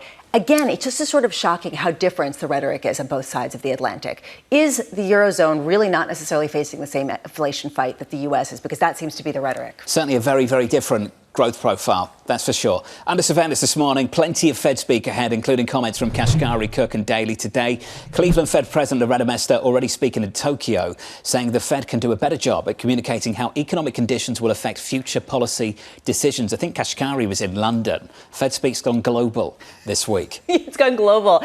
And basically Kashkari did Kashkari, where he came out and was basically talking about how he needs several months of better than expected data in terms of disinflationary trends to feel the confidence to cut rates. What Loretta Mester said, though, to me was fascinating, this idea of scenario analysis. Basically, she is directly responding to us every day on surveillance when we say, which data point matters? What are you talking about? She's saying they have to give a better sense of how they are going to respond to different economic surprises rather than say, we're just data dependent. In other words, we need more words. Let's turn to a single name for you. A market mover, Apple in the pre-market, positive. The iPhone staging a rebound in China. Official data showing shipments rising 52% in April. Steep declines in the first 2 months of the year prompted Apple and its Chinese resellers to offer rare price cuts on the device. And Lisa, it looks like we've got a bit of a turnaround on the mainland in China. Well, there was some news overnight that actually shipments in China by Apple were much higher than expected. And so the idea that it's got a 50% increase in iPhone shipments really is giving people a sense that maybe they're not losing ground in China as much as they had been previously. Of course, Alex Webb noted that this is the least active month for sales, so it's coming off a small base. Less Apple, much more sports. Let's turn to this. This is all we've been waiting for, right? An 18th NBA title is in sight for the Boston Celtics, the team advancing to their second NBA Finals in the past 3 years after completing a series sweep of the Indiana Pacers in the Eastern Conference Finals. An NBA title would cap a successful season for co-owner Steve Pagliuca, who just last week saw his Italian football side, Atalanta, win the Europa League. Steve, it's wonderful to catch up with you, sir. We've been talking offline, I know. I was so happy for you. Congratulations to you and the team. I want to begin with Atalanta, and I want to go through what this means to you. They are the underdogs of Bergamo, overshadowed by their glamorous counterparts of Inter and Milan out of Milan. How important was that for you, for that side, for the history of that club? Well, I think it was huge. The Atalanta has not won the Europa Cup in 100 years, and the city of Bergamo is just ecstatic right now. When the team came back from the game, there's a nice shot of the fans in the stands. There was 10,000 folks from Bergamo there. And when they came back, they couldn't even get out of the airport. It was mobbed, and then they took a bus to the practice facility, and that was also mobbed at the field. And so they're feeling great. There's Karnasecki, our goalie, with the medal, and it was just a wonderful time. That's a big cup, by the way. The two NBA championships would fit inside that cup. Steve, your approach to this club and the way this business has been run should be a case study in a lot of schools. I just want to go through some of that so our audience really understands the background here. You've taken a chance on a lot of players that some clubs have left behind, including my own club, Milan, in the likes of CDK. You picked up Scamacca, Lookman too. You've identified talent, the likes of Coop Miners. This hasn't happened once. It's not happened twice. It's happened repeatedly. It's not an accident, Steve. Where does that come from? I give a lot of credit to Luca Percassi and the Italian team we have on the field there. They've done a fantastic job evaluating talent. And really the mainstay of Atalanta is their academy. They invested heavily in the academy in the last 15 years, and that's paid a lot of dividends. Scalvini's a 21-year-old defenseman that starts, the youngest one in the entire Serie A, and several others like that. And then I think really taking players and putting them into a team-oriented system like the Celtics, and having them pass the ball and putting them in the right spot. So the coaching staff, Luca Percassi, the whole organization gets credit for that. And, it's been wonderful to watch. It also helped that we took a risk on Rasmus Højlund 2 years ago. And he's a very young player. I met him in Sturm Graz, Austria, team that he played for. And he was 18. And we paid, I think, a record sum for one of the record sums for an 18-year-old at that time, $20 million. And Manchester United came knocking the door after the season, or we hated to lose them, but they paid $85 million. Then we invested in Scamacca and several other players to improve the squad. And it's been a magical season. Steve, could we talk a little bit about that as well? The difference between Atalanta and the Celtics. When you have a star like Højlund and you get Manchester United coming in with massive money, how difficult it is to retain that talent at a club like Atalanta, and whether that is still the future. Is that inevitable, whether you're going to have to sell some of these stars again to continuously reinvent yourself, reinvent the club going forward?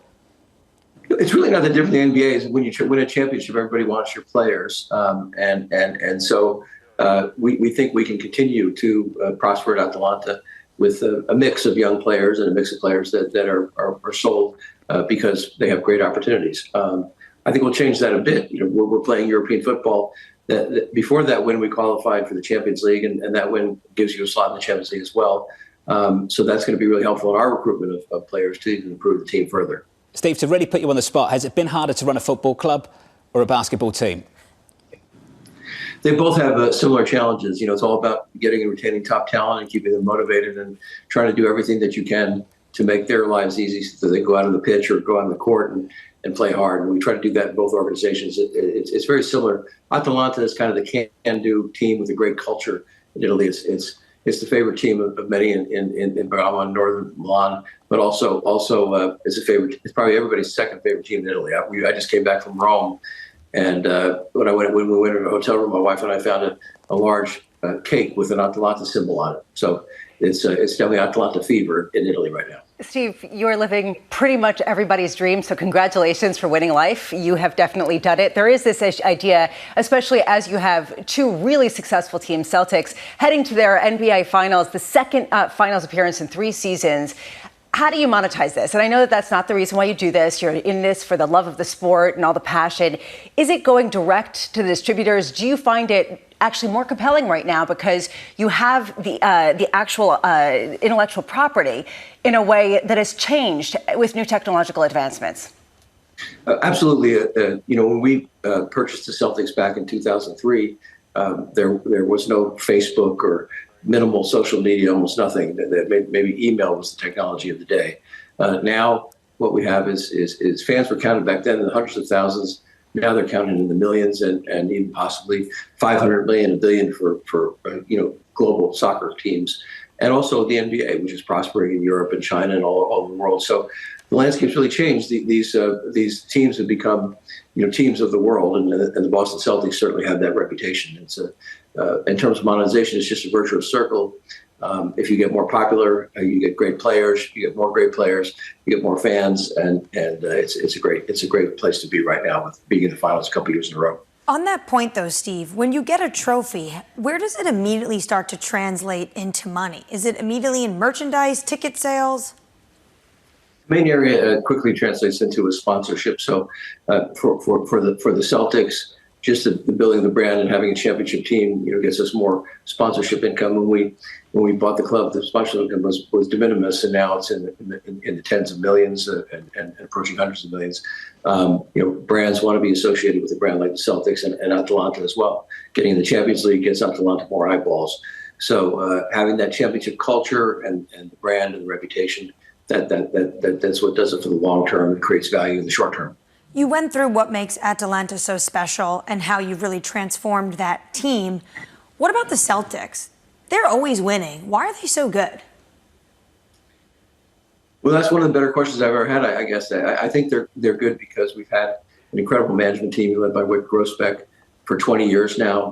Rich Gotham, our president, it started out with Danny Ainge, now Brad Stevens in the basketball operation, a great coach. They all work together as a team and have been very smart in player trading and acquisitions. Same story in Atalanta. So it's all about trying to get the top talent on the field and doing, in both organizations, we believe in doing more work and exploring, using statistics, using scouts to see players 20 or 30 or 40 times, following players from when they're 8 years old and into high school and college. And so that work ethic and kind of the will to win championships pervades each organization. And we've never been happier with those folks. And that's the greatest thing to see in both these situations. People were crying on the pitch at Atalanta after that victory. And last night in Indiana, which is a great basketball town, there was a huge celebration after that victory. And I'm just so happy for those players that worked so hard. It's just really hard to win championships. The NBA has had different champions in the last 5 years. Same thing in Europe. It's just hard to get up every night and beat these great teams and overcome injuries. So I'm just pinching myself, and hopefully the dream will continue next week. Steve, it sounded like you are a Stabermetrics believer there for a second, so that seems to be part of what's going on. I will just say, right now, you must be on such a high. I probably haven't slept in a couple of weeks. There is this question of what's next in terms of, are you still interested in buying other teams? Is there still value out there? Or do you think that basically things have been bid up to such a degree, given all of the interest, that pretty much the opportunities aren't there anymore? Well, when we bought the Celtics in 2003, the headline was venture capitalists pay record price for team. That was $360 million, and now the values are counted in the $4 billions. So that's been a question asked every single year. I think the fact that this technology has changed, and sports are now global, in the fight for eyeballs between the new media, such as Facebook and Apple and old media, the networks, continues. And everyone wants properties that get eyeballs. And the properties that get eyeballs are sports properties. So I think there's still room to go up. Steve, before we go, we've got to talk about a loss to the basketball world over the weekend. Bill Walton, we'd love a final word from you on his legacy. Yeah, I was devastated last night. I'm so glad we won that game. I felt like Bill was looking down on it. I was very close to Bill in the 20-year run we had here, and his son Nate worked for us at the Celtics. And I just texted Bill 2 weeks ago. He sent me his son sent me a nice message about winning the Europa Cup. He was watching that, he was an avid sports fan, an avid Celtics fan, and everywhere he went, he proselytized what a great experience it was to be a Celtic and be a champion. So the world and the NBA has had a major loss in Bill Russell, in Bill Walton, and 2 years before Bill Russell, two of the most iconic centers in the game. And we're going to really miss Bill, and hopefully our players will take extra heart into the games because of remembering Bill. Steve, we appreciate you, sir. Let's catch up soon. Congratulations for all your hard work and success. Boston Celtics co-owner Steve Pagliuca. If you are just joining us, equity futures here on the S&P positive by 0.1% with some stories elsewhere this morning. Here's your Bloomberg Brief with Yahara Hackers. Hey, Yahara. Hi, John. UBS is signaling it's mostly done with its job cuts in Asia as it nears the completion of its historic merger with Credit Suisse. Speaking to Bloomberg, its Asia Pacific president Edmund Koh said they are present in 13 locations in the region, and in those areas, the layoffs are mostly over. The Swiss lender has been cutting thousands of staff following its emergency rescue of Credit Suisse last year in a government broker deal. Koh said the takeover is due to close officially this week. Former President Donald Trump is taking a hardline stance on pro-Palestinian demonstrations on college campuses. The Washington Post reporting Trump told donors at a recent event in New York that he'd deport student protesters. Trump said he supports Israel's right to continue its war on terror, but donors at the gathering say he didn't mention Israeli Prime Minister Benjamin Netanyahu. Trump has complained about Netanyahu publicly after he acknowledged President Biden's win in 2020. And a series of powerful storms swept through the central and southern U.S. over Memorial Day weekend, killing at least 22 people and leaving a trail of destroyed homes, businesses, and power outages. President Joe Biden sent condolences to the families of people who died and said FEMA is on the ground conducting damage assessments. Biden also said he contacted governors to see what federal support they might need. That's your Bloomberg Brief. John? Yahara, thank you. More on updates on that throughout this morning. More from Yahara in about 30 minutes' time. Up next on the program, trading the inverted curve. Right now, you would not want to be invested in the long bond. There is an implicit handicap there if you're buying the bond at 4.4, 4.5% when short-term yields are high. That conversation up next, live from New York. This is Bloomberg.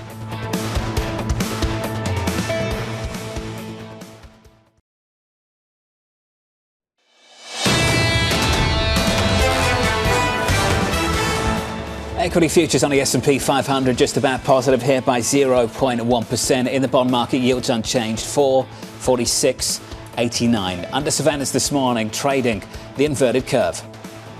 The normal, typical shape of the yield curve should be upwardly sloping. Right now, you would not want to be invested in the long bond. There is an implicit handicap there if you're buying the bond at 4.4, 4.5%. When short-term yields are high, likely to stay high, and then when you consider all of those long-term structural drivers of inflation in the economy. So here's the latest. Treasury's holding steady with traders looking ahead to the Fed's preferred inflation gauge due out on Friday. Tom Tzitzouris of Strategas, a bad company, writing this. 10-year yields have room to drop further, but they should rise again late this year and early next year as inflation's pushed lower should stall by Q4. Unless the labour market nosedives into recession, we see inflation rising back again towards 4% by the end of next year. Tom's with us for more. Tom, that's quite a call. What's driving that? Well, simply put, labor market rigidity. This is not the labor market we've seen over the last, we'll say, 10, 20 years. This labor market looks a lot more like what you found in the 70s. Organized labor is gaining power, gaining steam every year. You have 40% of the consumer base that is out of work, but yet consuming, getting Social Security gains of 3%. You also have a substantial portion of the labor force in the public sector that's getting wage gains of 3 to 5%. That is a huge tailwind to both inflation and wage inflation for the next few years. It's not going to go away, but we have a period here over the next few months where inflation should continue to come down. That's where we are right now, at least out until September. Obvious question is, with your forecast, what does that mean for policy? Well, for the most part, it means that the odds of a policy mistake are growing. The Fed is very likely to bite on the decline in inflation that we see between now and the fall. And by bite, I mean we're likely to see rate cuts this year. I think it was Neil Kashkari had comments earlier this week or last week saying something to the effect he wants to see a few more months of declining inflation before we cut. Well, I think we're going to get those few more months. I think we're going to get declining inflation at least out to September, maybe out to October. That should be enough for the Fed to cut. Likewise, the Fed has already begun to ease. When you look at the balance sheet, they're slowing the pace of Treasury balance sheet reduction. Effectively, that's a cut. So policy is already moving towards the easing phase here. And I think the data will support that, and that very likely raises the odds of a policy mistake because we could get too much easing before inflation makes its way down to more stable zone. This is something that we heard from Adam Posen also. He was linking this to the possible policy shift after November. Are you saying that regardless of who wins, regardless of the policies, that just based on year-over-year comparisons, there will be this inflationary shift higher into next year that could cause what you say is a policy mistake by the Fed if they cut this year? Yeah, very likely. And what it comes down to is if we have no correction in the labor market, that is, we don't see unemployment rising by 1% to 2% or more, then wage inflation is just going to cause a reacceleration of broad inflation later on. History says this happens 85% of the time after you've seen an inflationary shock like we saw in 2021, 2022. And it doesn't have to be driven by goods inflation. Everybody's saying, well, we've beaten back goods inflation. That's very likely true, but we haven't beaten back wage inflation. And that second wave of inflation is very likely to be driven by wage inflation next year and beyond. You said 1970s. That has to get some people a little bit concerned. Do you see this more as a 1970s type of moment than, say, 1995, 1996, which is what a lot of people are sort of drawing the comparison to? Very likely, very much more like the 70s. And really, it goes back to the rigidity of the labor market. We have large skill mismatch between what employers are demanding and what the labor market wants to supply. We have geographic mismatch. The jobs are moving out of the Northeast, out of the upper Midwest, and younger employees are not moving with those jobs. We also have effectively 18 to 25-year-old males who are boycotting the labor market in numbers we haven't seen in quite some time. And so you add that to the fact that the baby boomers are retiring with the skills that are still in demand, and you have a rigidity there that we haven't seen in a long time. Now you're getting labor agitation. Each year, the labor agitation with organized labor grows and grows. It's not where we were in the 70s. The level of unionization is not where we were back then, but we're progressing in that direction. I think that's only going to persist. Before we even get into immigration and some of the policy responses that we've already seen and what that could be down the road, I'm curious what you make of some of the surveys showing that, frankly, the labor market is softening. You're seeing companies maybe not laying people off, but certainly allowing attrition to take place, not necessarily hiring in the same kind of way. And you're seeing this in a more consistent fashion. Why do you not see that as curtailing the wage inflation that you're worried about? Because it has to progress for quite some time. I think that's happening right now. I think we're getting softening in the labor market. We are continuing to see small businesses fold. We're seeing small businesses refrain from hiring for positions they need. And we're seeing larger businesses actually laying off sporadically here as well. So you're seeing a very gradual softening in the labor market. It just needs to progress at a much higher pace to essentially arrest the consumer-driven wage inflation that we're seeing.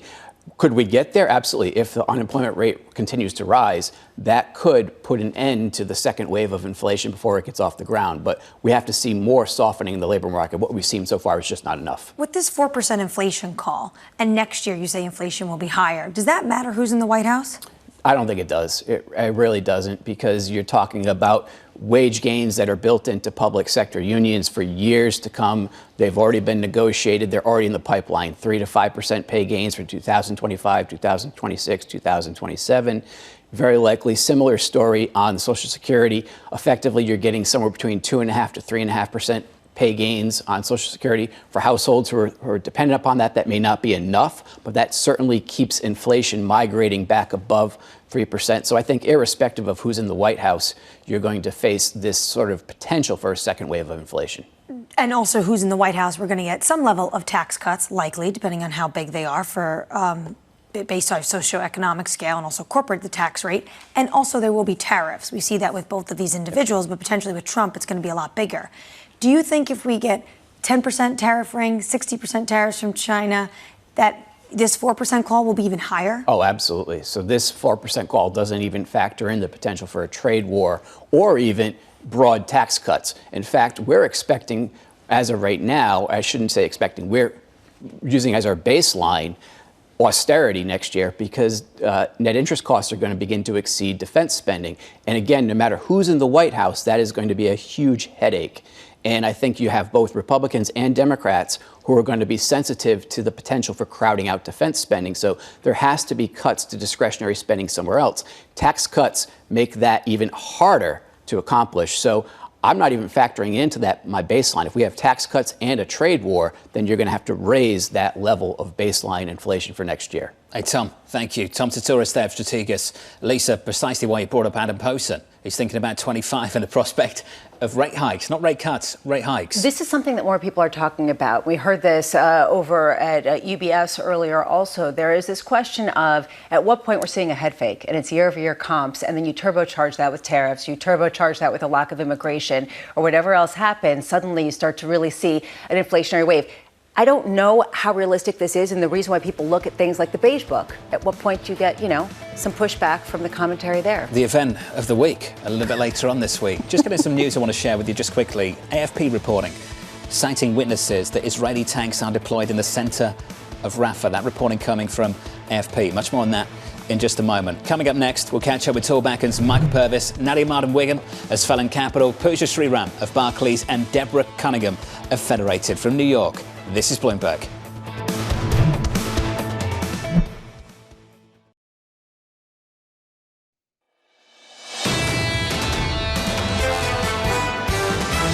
That last mile of getting from 3% inflation to 2% will be tough. We are a lot more worried about reacceleration in the economy or persistent inflation. We're hopeful that we do get further cooling in inflation. I think that's really what matters most for the Fed. As long as the market believes the next move is a cut and believes we're entering a cutting cycle, then I think risk assets can continue to perform well. Clearly, the market believes companies are going to be able to continue to make money. And as long as that happens, we're going to be fine. This is Bloomberg Surveillance with Jonathan Ferro, Lisa Abramowicz, and Annmarie Hordern. The third hour of Bloomberg Surveillance begins right now. Live from New York City this morning. Good morning, good morning. For our audience worldwide, equities grinding higher through last week. A gain of 0.03% on the screen right now, positive by 0.15%. Light on economic data through the next week or so. A little bit of news for you in the last 10 minutes. Let's get back to that. This from AFP, citing witnesses that Israeli tanks are deployed in the center of Rafah. Annmarie, that dropping just moments ago. And it comes after a strike over the weekend where civilians were killed, and Benjamin Netanyahu actually said this was a fatal accident. And it comes at a time as well when we heard from the International Court of Justice ordering Israel to halt its activity to save civilians, but they clearly are going ahead with this report from the AFP. It's hard to understand exactly how to understand this, and this is early days. We're not getting a lot of information, so we don't want to miscast it in any way, shape, or form. It is clear, though, that Israel has not halted, like you said, given all of the warnings, in particular from Joe Biden. I think that is interesting. Has Joe Biden lost any influence and, frankly, any visibility over what Israel is doing? The evidence of the last few weeks suggests that maybe he has. The pressure from the left now is going to build, Lisa, we know, going into November. You just get the feeling we're going to go deeper and deeper into summer, and already people are starting to focus on November and the consequences for 25. And the theme of this programme over the last week or so is just how much we are flying blind into next year, flying blind into 2025. We started this morning with Calvasina of RBC, trying to gauge what next year looks like. How do you do that without knowing the outcome of November? Do we have a split government? Do we get a Republican or Democratic sweep? And what does that mean for policy from here? To your point, Lori, saying that investors will need to start focusing on the outlook for next year in order to get any further rally in the equity market. This is her view. How do you get any visibility, to your point, given the policy shift and given the fact that Tom Tzitzouris, just on of Strategas, is talking about the likelihood of year-over-year comparisons really pointing to an inflationary upswing into next year at the same time that the Fed is likely to have cut rates? It is just a soup. This is why Adam Posen called on this program hikes, because what he's seeing is inflationary when it comes to tax cuts and when it comes to things like tariffs if we get a Trump 2.0. What was interesting about Lori Calvasina, though, I think, is the difference between the international investor looking into the United States and those in the U.S. Those in the U.S. are expecting more gridlock, which if you have conviction for gridlock, things will be slow, things will take time. You need bipartisanship to get anything done. But internationally, they're preparing for a potential red wave across the board. Yeah, things start really complex, and then it comes down to just one thing. Who's the bullish candidate? Who's the bearish candidate? And this is what Bill Gross and the FT was getting at, really. Trump is the more bearish of the candidates simply because his programs advocate continued tax cuts and more expensive things. We'll see if that's where consensus lands, but that's an early call from Bill. A lot of people have argued that Trump will be more inflationary because of certain curtailment of immigration as well as tariffs. That said, we saw this before, that Trump has enacted certain policies, the market sells off, and then he reverses course. I mean, at what point do we even understand who his advisors are going to be, how far he'll go? Is it 60% across the board tariffs? We don't have any clue. Talk about staring into the sun. Still quoting Lori Calvasina. 2016, remember going into that election? Trump was the bearish candidate. There were calls about the equity market dropping 20% when that happened. Literally an hour or so after he wins, equity futures bottom out and it's a rally and we never look back. Well, this is sort of the challenge for a lot of people. What would spur the extra rally? And this goes to the Adam posing question, right? What would it be? Would it be some kind of additional tax cuts or some other kind of fiscal spending in addition to everything else? The issue that I'm seeing is that the gravitational force seems to be moving toward the greater risk of inflation rather than some sort of disinflation or recession. And that is a shift in the overall discussion. Bond investors are the masters of the universe, not the president in the White House. How this bond market responds in November to any of these policy initiatives will set the tone for markets ultimately. That's what it's going to come down to. Do fixed income, do Treasury investors push back, or do they let it go? Completely agree, which is the reason why you got to keep watching auctions. Why in November it's going to be really interesting. So far, they haven't been that concerned about the fiscal deficit. You start getting some of this rhetoric, not going to say Liz Truss, but, you know, that kind of... But you'll say it anyway. You know, that situation, you know, could you get that kind of, you know, in the U.S.? 2-year supply. Coming up a little bit later. Lisa wants you all to know. Equity futures on the S&P 500 look like this. Here are the scores. Futures are positive by 0.1%. Yields are unchanged on a 10-year at 446.69. And in the commodity market, we'll build on this a little bit later in the hour. 78.94 on WTI. Coming up this hour, we'll catch up with Michael Purves of Tallbacken on why he sees the market continuing to grind higher. Nadia Wiggen of Svelland Capital as Brent holds near $83 a barrel. And Pooja Sriram of Barclays looking ahead to Friday's inflation data. We begin with our top story. Stocks inching back towards all-time highs. Tallbacken's Michael Purves saying this: risk is on, volatility is low, with rate volatility retreating to pre-hiking cycle levels and, of course, very strong corporate earnings. Dips will continue to be bought, and to see 6,000 this year on the S&P is not as crazy as it sounds. Michael joins us now for more. Michael, I can tell you it sounds crazy, so tell us why it's not. Well, look, you know, we have this condition, I call it the dual Goldilocks. We have the Fed going from a very hawkish stance for from March 22 up through, effectively, when they got to terminal, and then just kind of had stayed there. Now, they have kind of, very importantly, at the May meeting, they kind of walled off the hiking. Powell walled off the hiking concept. That's very important. That means the hawkish case for the near term is do nothing, and the dovish case is anything different than that, right? And then you have that combined with the dual Goldilocks is what I refer to as the concurrence of the worker consumer is doing pretty well right now, right? Employment, of course, is very tight. Real wages are not accelerating, but they are positive here, right? And there are, a little bit more disinflation over the summer against some wage gains. Your prior guest was talking about a lot of the nominal gains across union workers, and many others are kind of locked. There, if you saw the ECI report from a couple of weeks ago, that was talking about like some union workers getting 6 to 7% nominal gains there, right? So that's a pretty strong, powerful thing, and we've seen this reflected in earnings. If you look at the last season, out of the 11 sectors in the S&P 500, the main industry groups, every single sector had higher net operating margins than it did as from December, except for energy and healthcare, right? That's a pretty impressive thing. And a lot of these sector margins are at record highs, right? So companies have proven that they're very good at navigating inflation, some disinflation, very complex economic cycle here, and companies are really, you have to take your hats off to them. I want to jump in and talk about next year. Laurie Calvasina of RBC was with us earlier this morning, referenced her at the top of the hour. This is what she said. For a material move higher, we think investors will need to start looking and focusing on the outlook for 25, where visibility still seems a bit limited. What kind of visibility do you have on 25 to make these kind of calls? Well, I mean, she's right. I mean, look, I think what are we going to learn between now and November? Not about either candidate and their policies, not too much more than we already know, which is really not that much. I think if you look at a Biden win, let's assume it's a gridlocked win, right? Maybe the Dems get the House and the Republicans get the Senate. That seems kind of consensus, best, sort of probable case right now. That scenario, I think, is pretty much more of the same, right? He's not going to be able to do anything massively. He's not going to be putting through a new IRA in that context there, right? And I think corporate CEOs are going to probably be like, okay, this is what we know. Earnings have grown pretty well under this condition over the last few years. So I don't really look at that as an equity market negative. The harder one is the Trump win, right?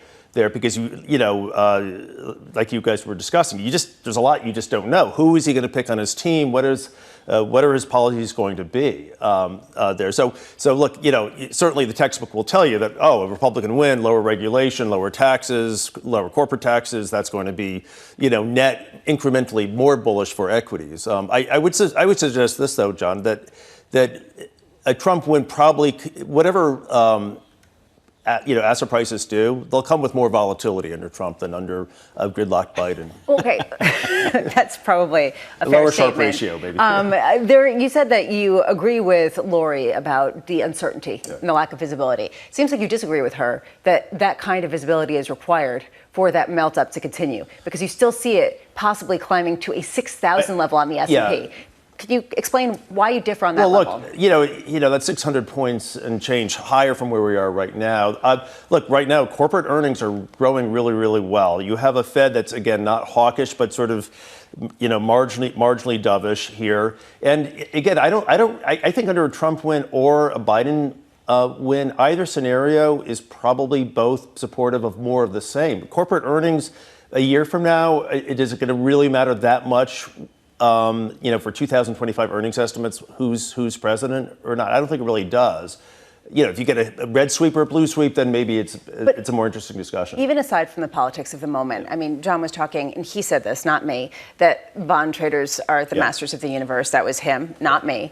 But there is this feeling at some point people are going to push back on the idea that it's going to be more of the same, that there's going to be no real addressing of the deficit, and you're going to have structurally higher yields that make spending a real problem. So at what point do bonds bite any kind of rally in stocks? Well, I think you're touching on a theme that I wrote up a month ago. That I think the real thick question about November is the bond market, not the equity market, right? And of course that if the bond market does sell off dramatically, that of course spills into equities ultimately. But from a there's at the margin under a Trump presidency, you're looking at something that in many respects, the things he can do without Congress, tariffs and perhaps deportations of workers, right, of people that many of whom are workers, those are marginally more inflationary than Biden. You're not hearing anything from anyone about how do you whip inflation now, right? There, and we have inflation. That's Biden's Achilles heel, but you're not really hearing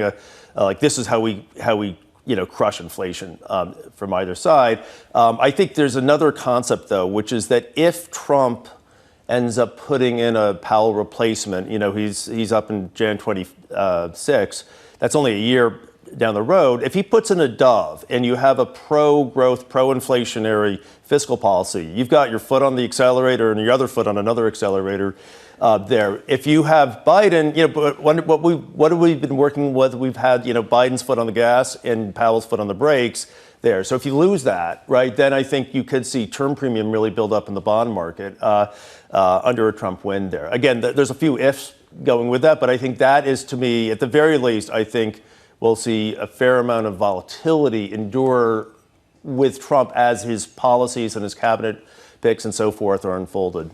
When you have this note out talking about this, you say is the bond market pricing in November appropriately. When do you think they would start to price this in? When we look, if Trump just it looks like right now he's the favored there. If it really looks more and more obvious, and this narrative, the Journal put out this article a few weeks ago about how he wants to have more direct impact on monetary policy. And, I always joke that, have you ever known a real estate guy who didn't want lower interest rates, right? So, But look, if you start seeing that actually, as part of the policy that, hey, we need to get rates down, that's how we'll cut our deficit, that's how consumers will benefit with lower interest rates. Sure. If he does that, the Fed controls the short end. They don't control the back the curve end. to start looking like this, wouldn't you? Exactly. Exactly. That's the risk, right? Now, and then what is Trump's reaction function if you get the 100 basis point steepener on that, right? Does he back off that? I think those are some of the questions. But Can you tell me whether you think equities rise or fall when yields rise? What do you think that looks like? Look, there's periods where you have very high correlations between equity valuations and interest rates, and there's periods where you have very low correlations. 2021, very high correlation. 2022, very high correlation. 23, we saw the correlations break. We're still in a low correlation period here right now. If we, in the here and now, one of the big risks to my sort of summer melt-up call is that if we see the 10-year, for whatever reason, just become that short treasury trade we saw last September or October, right? When Bill Ackman was on, and you saw that sort of, when you see the most important asset under the sun, the 10-year treasury doing weird stuff and moving very quickly, that will be destabilizing there.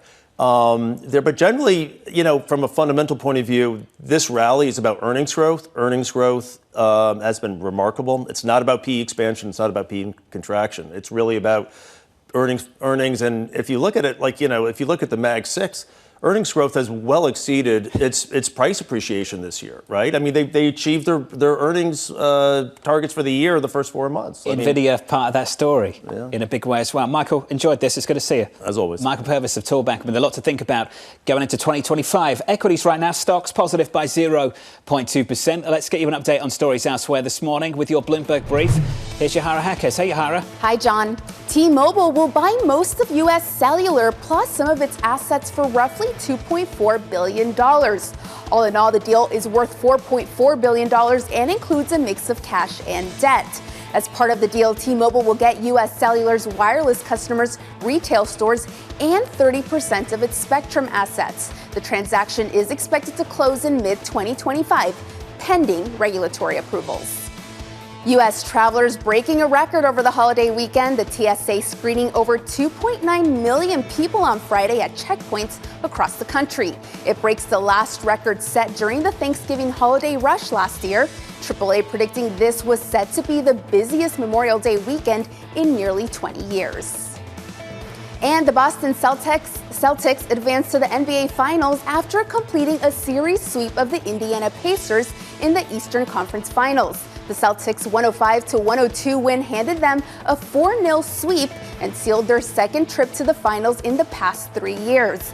They'll meet either the Dallas Mavericks or the Minnesota Timberwolves. The Mavs currently lead that best-of-7 series 3-0 with Game 4 tonight in Dallas. That's your Bloomberg Brief. John? Yahara, thank you. Once again, congratulations to Steve and the team up in Boston. Up next on the programme, the Morning Calls Plus. Nadia Wiggen of Svelland Capital looking ahead to this weekend's OPEC Plus meeting as we go into driving season from New York. This is Bloomberg.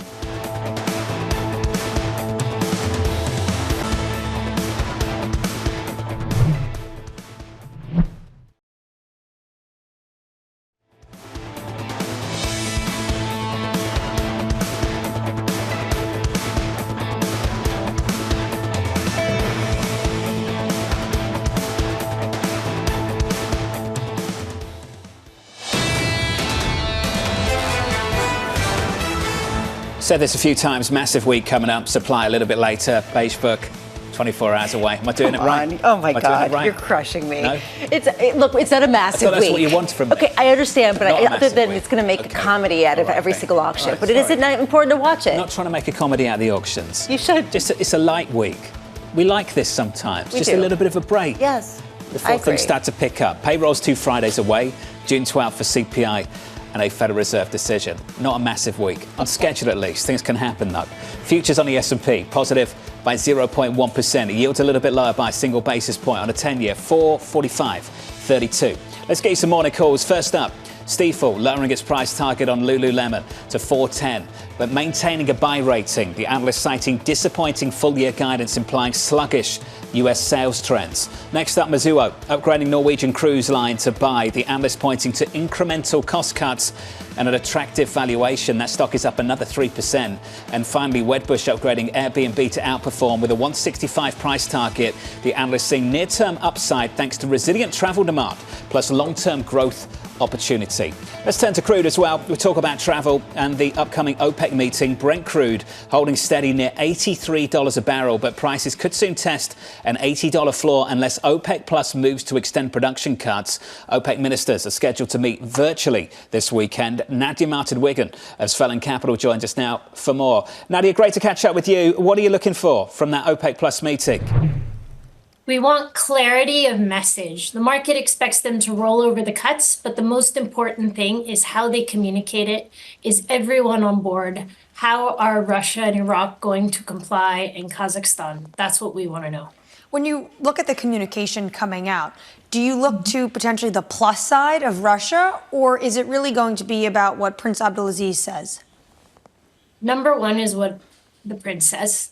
Russia is in the middle of a war, so Russia will do what Russia needs to do to keep fighting in Ukraine. However, the communication on that relationship being intact is what is important, because ultimately what we've seen is Saudi Arabia has been forgiving Russia for undercompliance in individual months. There's also other individuals who are under-complying, the cheaters per se. How is the kingdom potentially pressuring them to make sure they come in line? Well, we've actually seen detailed ideas as to how compliance is going to improve. And that is, of course, this summer being led by field maintenance. So we have field maintenance happening in Kazakhstan. We have field maintenance happening in Iraq.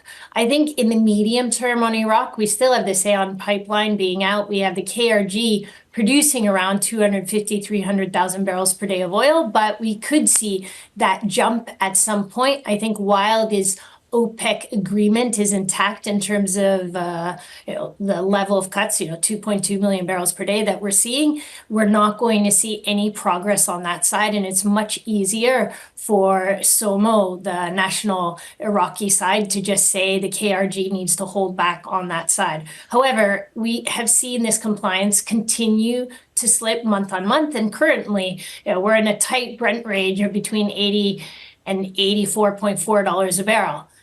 If we get up above 90, that's where we think that compliance will really start to slip, and that messaging from OPEC would need to change, in our view.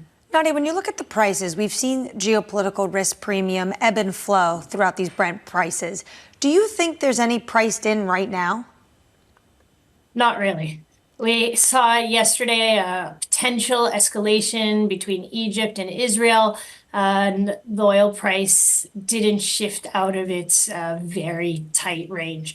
It was also on the low side prior to that. So we do not really see that being priced in. And as we've seen with the Houthis and what can happen on the shipping industry, an attack could really have an impact. But right now, people are ignoring that. Well, I guess, Nadia, what would it take to actually spur that or create some sort of premium? And what would that premium look like given the ballast of U.S. production, given some of the offsets that we've seen, I don't know if you want to say come to the rescue, but at least suppress volatility in the price of crude?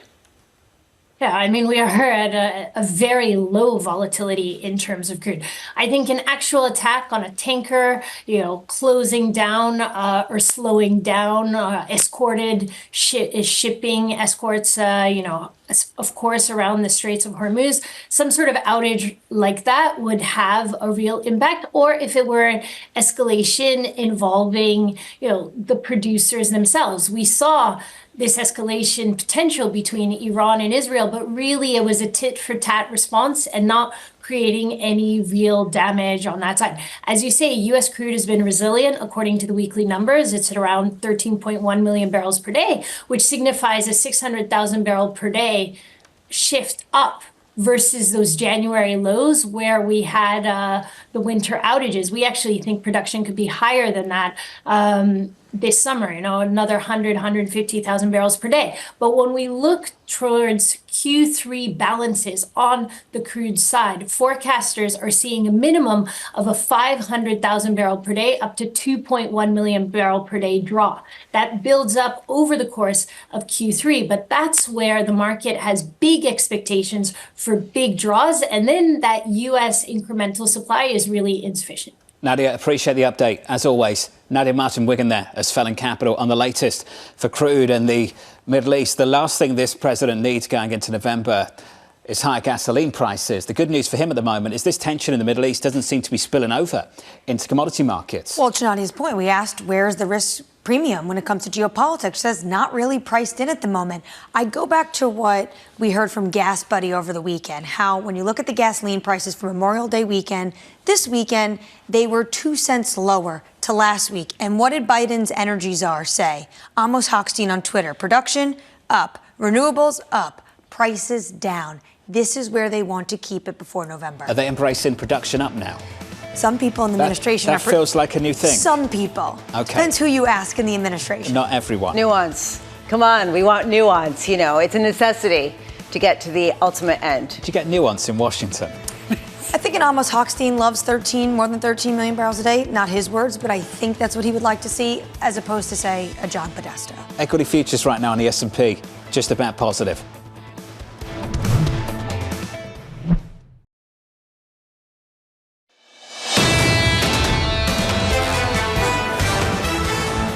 Equity futures on the S&P 500 about 60 minutes away from the opening bell. We are positive by 0.1%. On the S&P, on the Nasdaq, up by 0.2. The Nasdaq's having quite a run in the month of May, up by close to 8% so far this month. A few more days to go. If you switch at the board and get to the bond market, 2-year, 10-year, 30-year, a lot of focus at the front end of the yield curve just last week. Getting closer and closer, Lisa, back towards 5%. You think you've left it behind, you get drawn back in, it seems, at the front end of the yield curve. Every time you want to discount the idea of either rate hikes or rates staying the same, you get pulled right back in and slapped across the face, because we saw a 12 basis point increase last week, which is the biggest increase in 2-year yields going back 6 weeks. Question here about whether we start to shift the goalposts, and this is an increasing question. We wrote off the idea of rate hikes. Do we have to write it back in as more people talk about the potential for a real acceleration of inflation? That's going to be an increasing question. I think we have to touch on last week once more. We got slapped around the face, not by the 2-year, but by the S&P Global PMI. And we can talk to Mike McKee about that in a moment, but we have to talk about why we had that move. On the morning where jobless claims retreated a little bit more, we had this S&P Global PMI, which seemed to wake people up to US growth starting to reaccelerate, which is odd. Yeah, it's odd because it's sort of one of these peripheral data points that sort of falls into the University of Michigan sentiment survey type of feel. So there's this question of how valid is this, or how really indicative is this of anything more? It also, though, came with profits at companies. It also came with the ongoing consumer spending. Credit card data from Citigroup showing actually an acceleration in spending during the month of May. There are all these other anecdotes. Yes, it's the S&P Global PMIs, but there also are other kinds of validating data points that give people this feeling maybe we've written this off too quickly. Which is not to throw shade at S&P Global, because some of the PMIs elsewhere are very closely watched, particularly we are so sorry. Over in Europe and places like that. But in the US, the big focus is always on the ISM. Right. We've got tier 1 central banks and tier 2 central banks. You have tier 1 data and tier 2 data.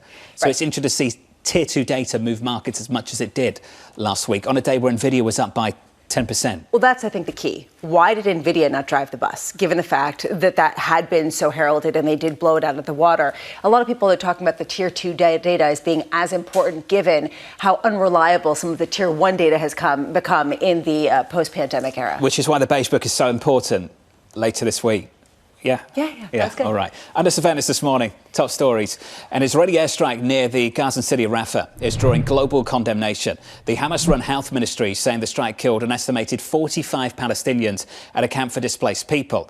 Prime Minister Benjamin Netanyahu calling the attack a, quote, tragic mistake. All eyes on that city this morning. Absolutely, because AFP is reporting that Israeli tanks have actually reached the center of Rafah. This is something that, even though you had the International Court of Justice come out and tell Israel they need to halt their offensive, Israel saying they are not going to back down. Netanyahu has said a number of times in Rafah is the last bastion to get the Hamas fighters. And what you're seeing from the AFP today is that they seem to be in the center of the city, according to these reports. Residents there saying there were clashes between Israel and Hamas forces in the middle of the city. At the same time, you wonder how much this accelerates or actually pushes back any kind of ceasefire discussions. And that's something that we keep talking about. What kind of negotiations could there be to release the hostages? We also didn't mention that there were missiles fired from Rafah into Israel also overnight.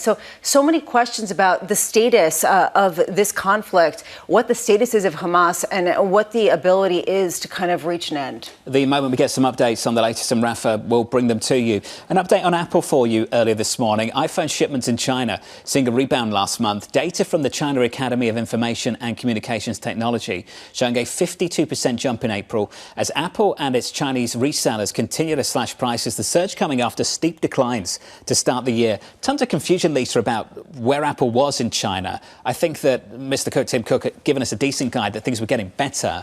We struggled to reconcile that with the information that we were getting. This would certainly speak to that, with Apple up by 1.7% this morning. Of course, we did have our own reporting show that this month is not exactly the biggest month for iPhone sales. Nonetheless, there is this idea that maybe there still is more demand than people previously thought because of the status symbol, even at higher prices.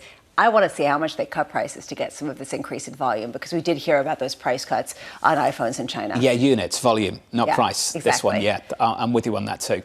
The Fed Speak parade continues today. Fed President Loretta Mester saying earlier today that the central bank could, quote, enhance the way it communicates to the general public how the economy impacts policy decisions. Kashkari, Cook and Daly speaking later today. Investors also looking ahead to the PCE deflator coming on Friday. To discuss all of this and a whole lot more, Bloomberg's Michael McKee joins us around the table. Mike, good morning to you.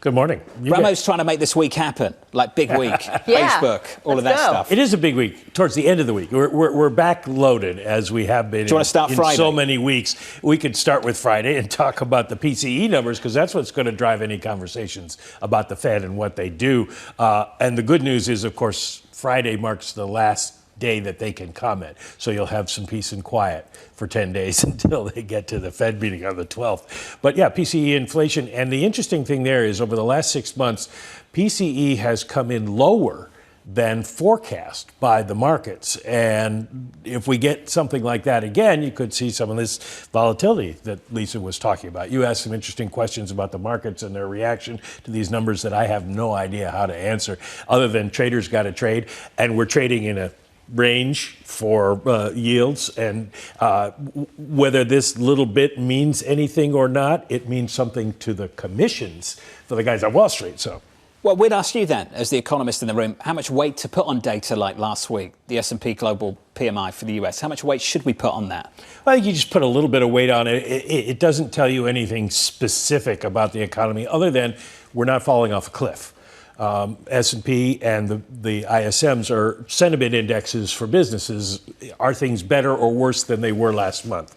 And basically what they're saying is they're a little better than they were last month. That doesn't mean last month was great, but it means things are a little bit better. So again, not falling off a cliff. Let's put the red and beige. I mean, the idea of beige book being exciting is something that people talk about, given the fact that some of the anecdotal data has really given people more color and, frankly, more visibility into the future than some of the hard data. That's what we've heard from Patrick Harker, for example, over at the Philadelphia Fed.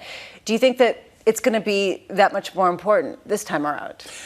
Yes and no. It is important in the sense that it gives you a sense of what they are hearing out in their districts. But a lot of them have been taking the initiative in interviews that we've done and others have done to bring that point up, that we are hearing from CEOs in our district that hiring has gotten a little bit slower, but orders are still good, and we're not seeing price increases the way we were. So Wall Street, I think, has probably absorbed most of that. Also, as you go through the earnings season, you get a lot of that in the comments and their earnings calls. And so it may not move the markets a lot, but it will give people a better idea maybe of what the Fed is hearing out there. I'm pleased you brought up Harker. This started in the conversation we had with Harker and Jackson Hole together in August of last year. That was what he pointed to, and they've continued to point to that over the last several months. That's the reason why I thought the beige book was exciting, but, you know, Michael McKee just knocked that down saying that they already told us everything that there is to know, so I guess that we could write that one off too. Well, it depends on how much attention people on Wall Street have been paying to the Fed. The rest of the Fed speak this week. Kashkari already spoke once today in an interview and basically said the same thing, higher for longer. Rest of the week, except for John Williams. John Williams could be a big deal. He's coming up on Thursday. He speaks twice, once tomorrow and then once on Thursday, and he's speaking at the New York Economic Club on Thursday. And that's the kind of place, if you want to deliver a message, that you might deliver a message. So we might get something out of him then. Mester thinks we could enhance the way the Fed communicates. How might they do that? Well, they're going to be talking about this a lot because there's a feeling, there's been a lot of talk about, do they talk too much?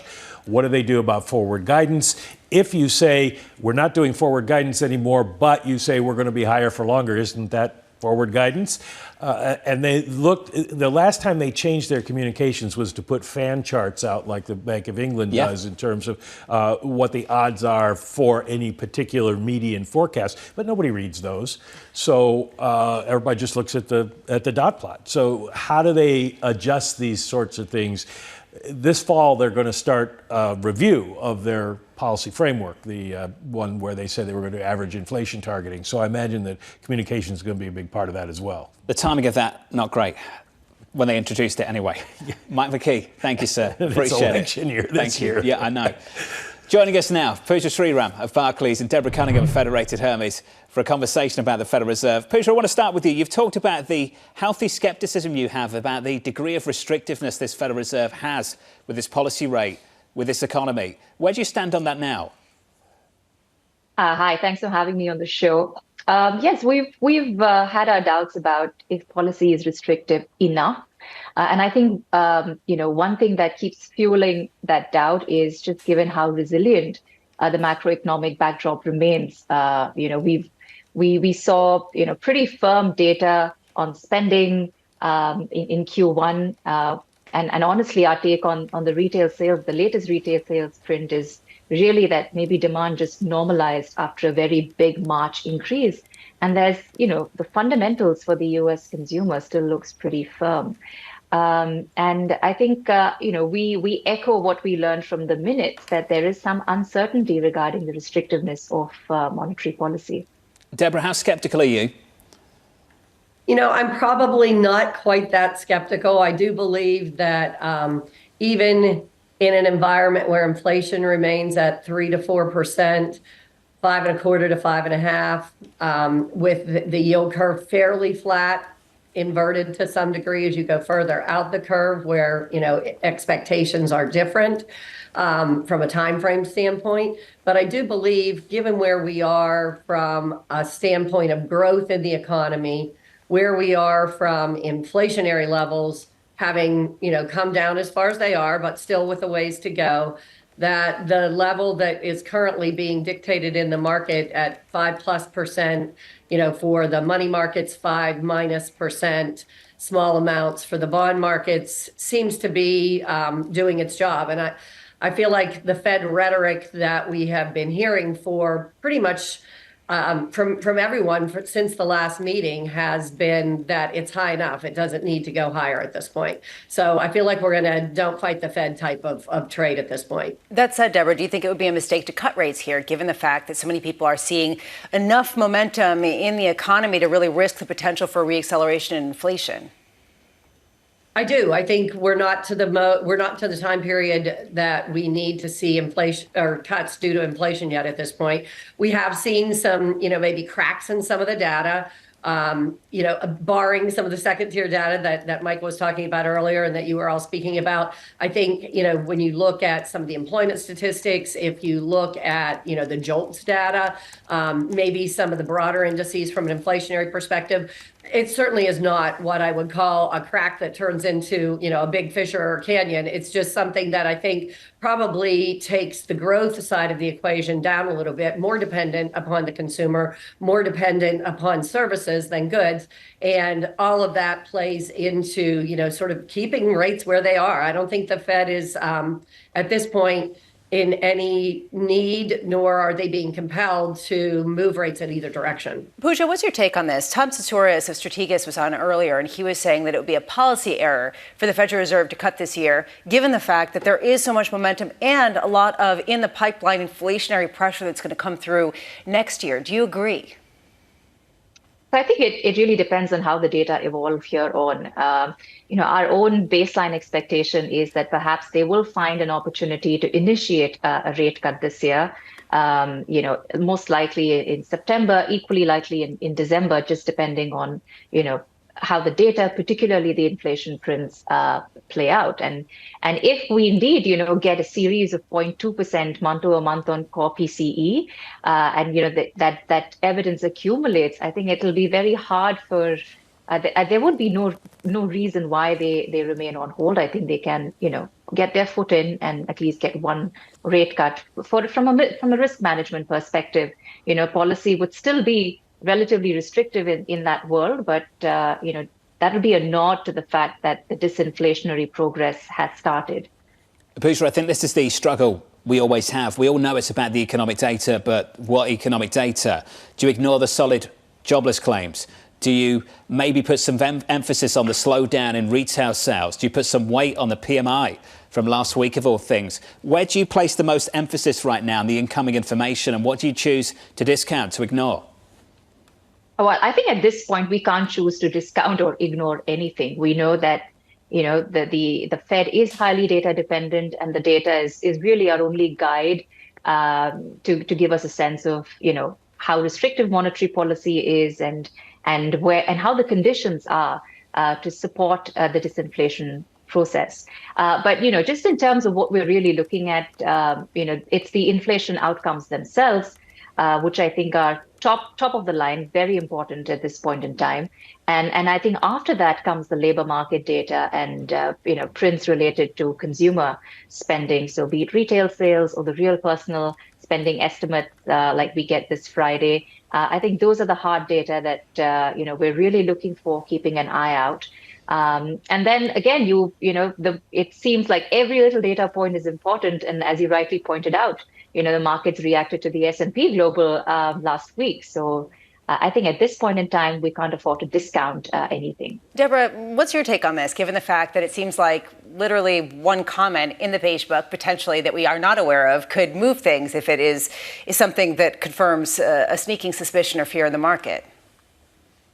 I agree that it's a mosaic. It's hard to discount anything at this point. So taking in as much information as what you're being given and trying to digest it and put it into some, mosaic form that you can, theorize based on what your expectations are off of that collection of information, and with the intention that hopefully that has something to do with, what the Fed's intentions are. I think, the slowdown in labor market quits, maybe the ratio of open positions to those available to be hired.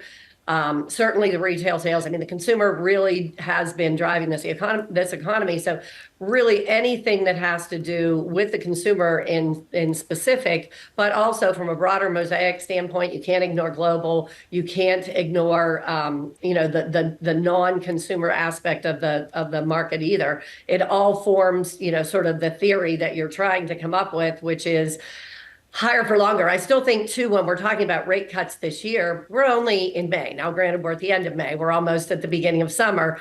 But there's a lot of this year to go, more than half of it. So I think many, many things can happen. And what the Fed is still trying to do is gain confidence. And I think that takes them somewhere in the neighborhood of probably 2 to 5 months. And that still puts us in 2024, end of 2024, but we're there. End of 2024. But Deborah, to Lisa's point earlier, a lot of guests have come on this program and they're talking about all the inflationary pressures potentially in 2025. Is the Fed potentially, how do you think they think about 2025 when they think about inflation, and what some people are saying that they mean to hike after they cut at the end of this year? I think that's overthinking it at this point. I believe that, their goal is to take what's available for them now. And yes, they do give 1, 2, 3 year types of forecasts in their, series of economic projections. But in fact, I think they're really focused on what they need to do now. And to the extent that that has some impact on the next year, the next 2 years, they'll deal with that at that particular point in time. So I really think they're focusing on what happens the rest of this year. And then 2025, maybe energy prices stop being the deflationary trend they've been. Maybe housing stops being the inflationary trend that it's been. Maybe there are offsets that are different. But I think, again, that's something that they will address as it happens, not as it's, sort of forecast in the next year, but rather in the next 6 months or so. Pooja, we're in the business of overthinking things, so let's go there.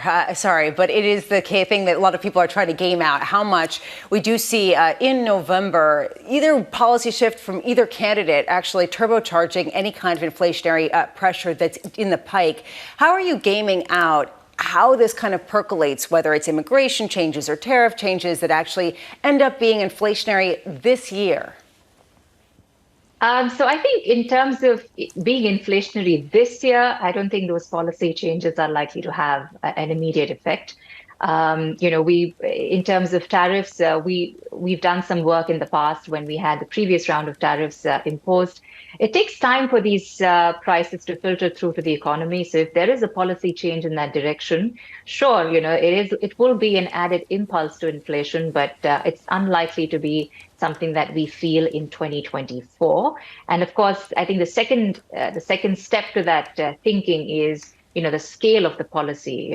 How many goods are we talking about? What's the share of all of that in our import basket? And even then, the share of imports in the CPI or the PCE basket is fairly limited. So direct effects are limited, and it'll take time for the second round effects to play out.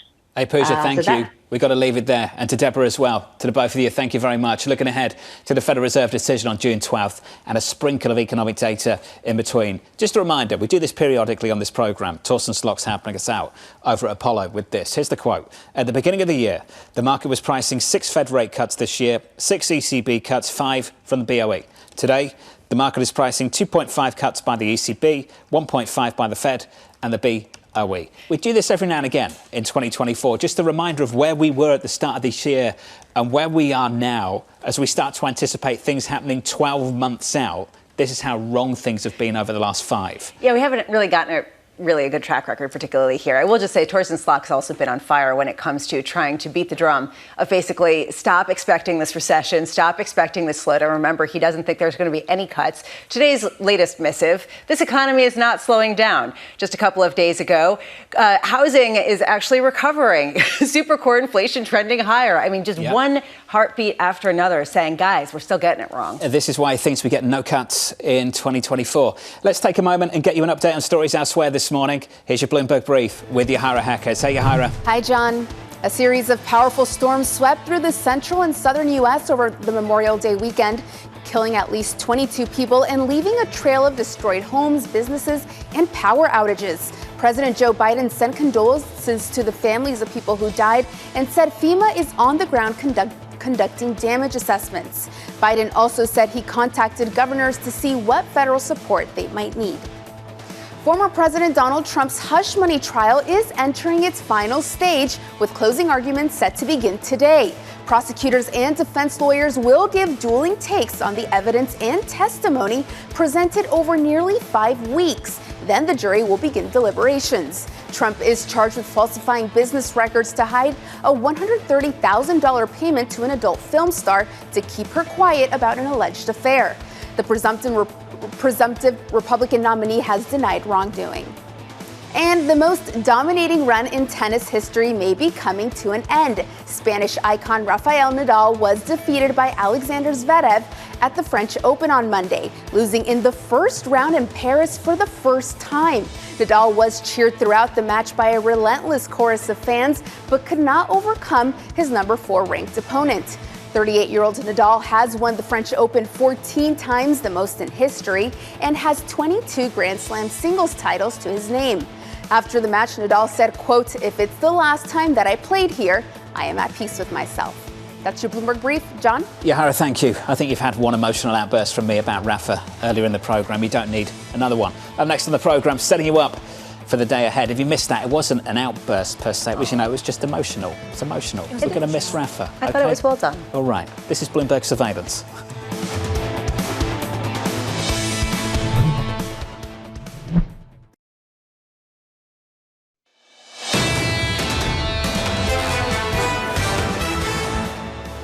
Counting you down to the opening bell, about 35 minutes away. Here's the trading diary to set you up for the day and a week ahead. At 10 a.m, we'll get consumer confidence data. We'll also hear from Kashkari and Cook.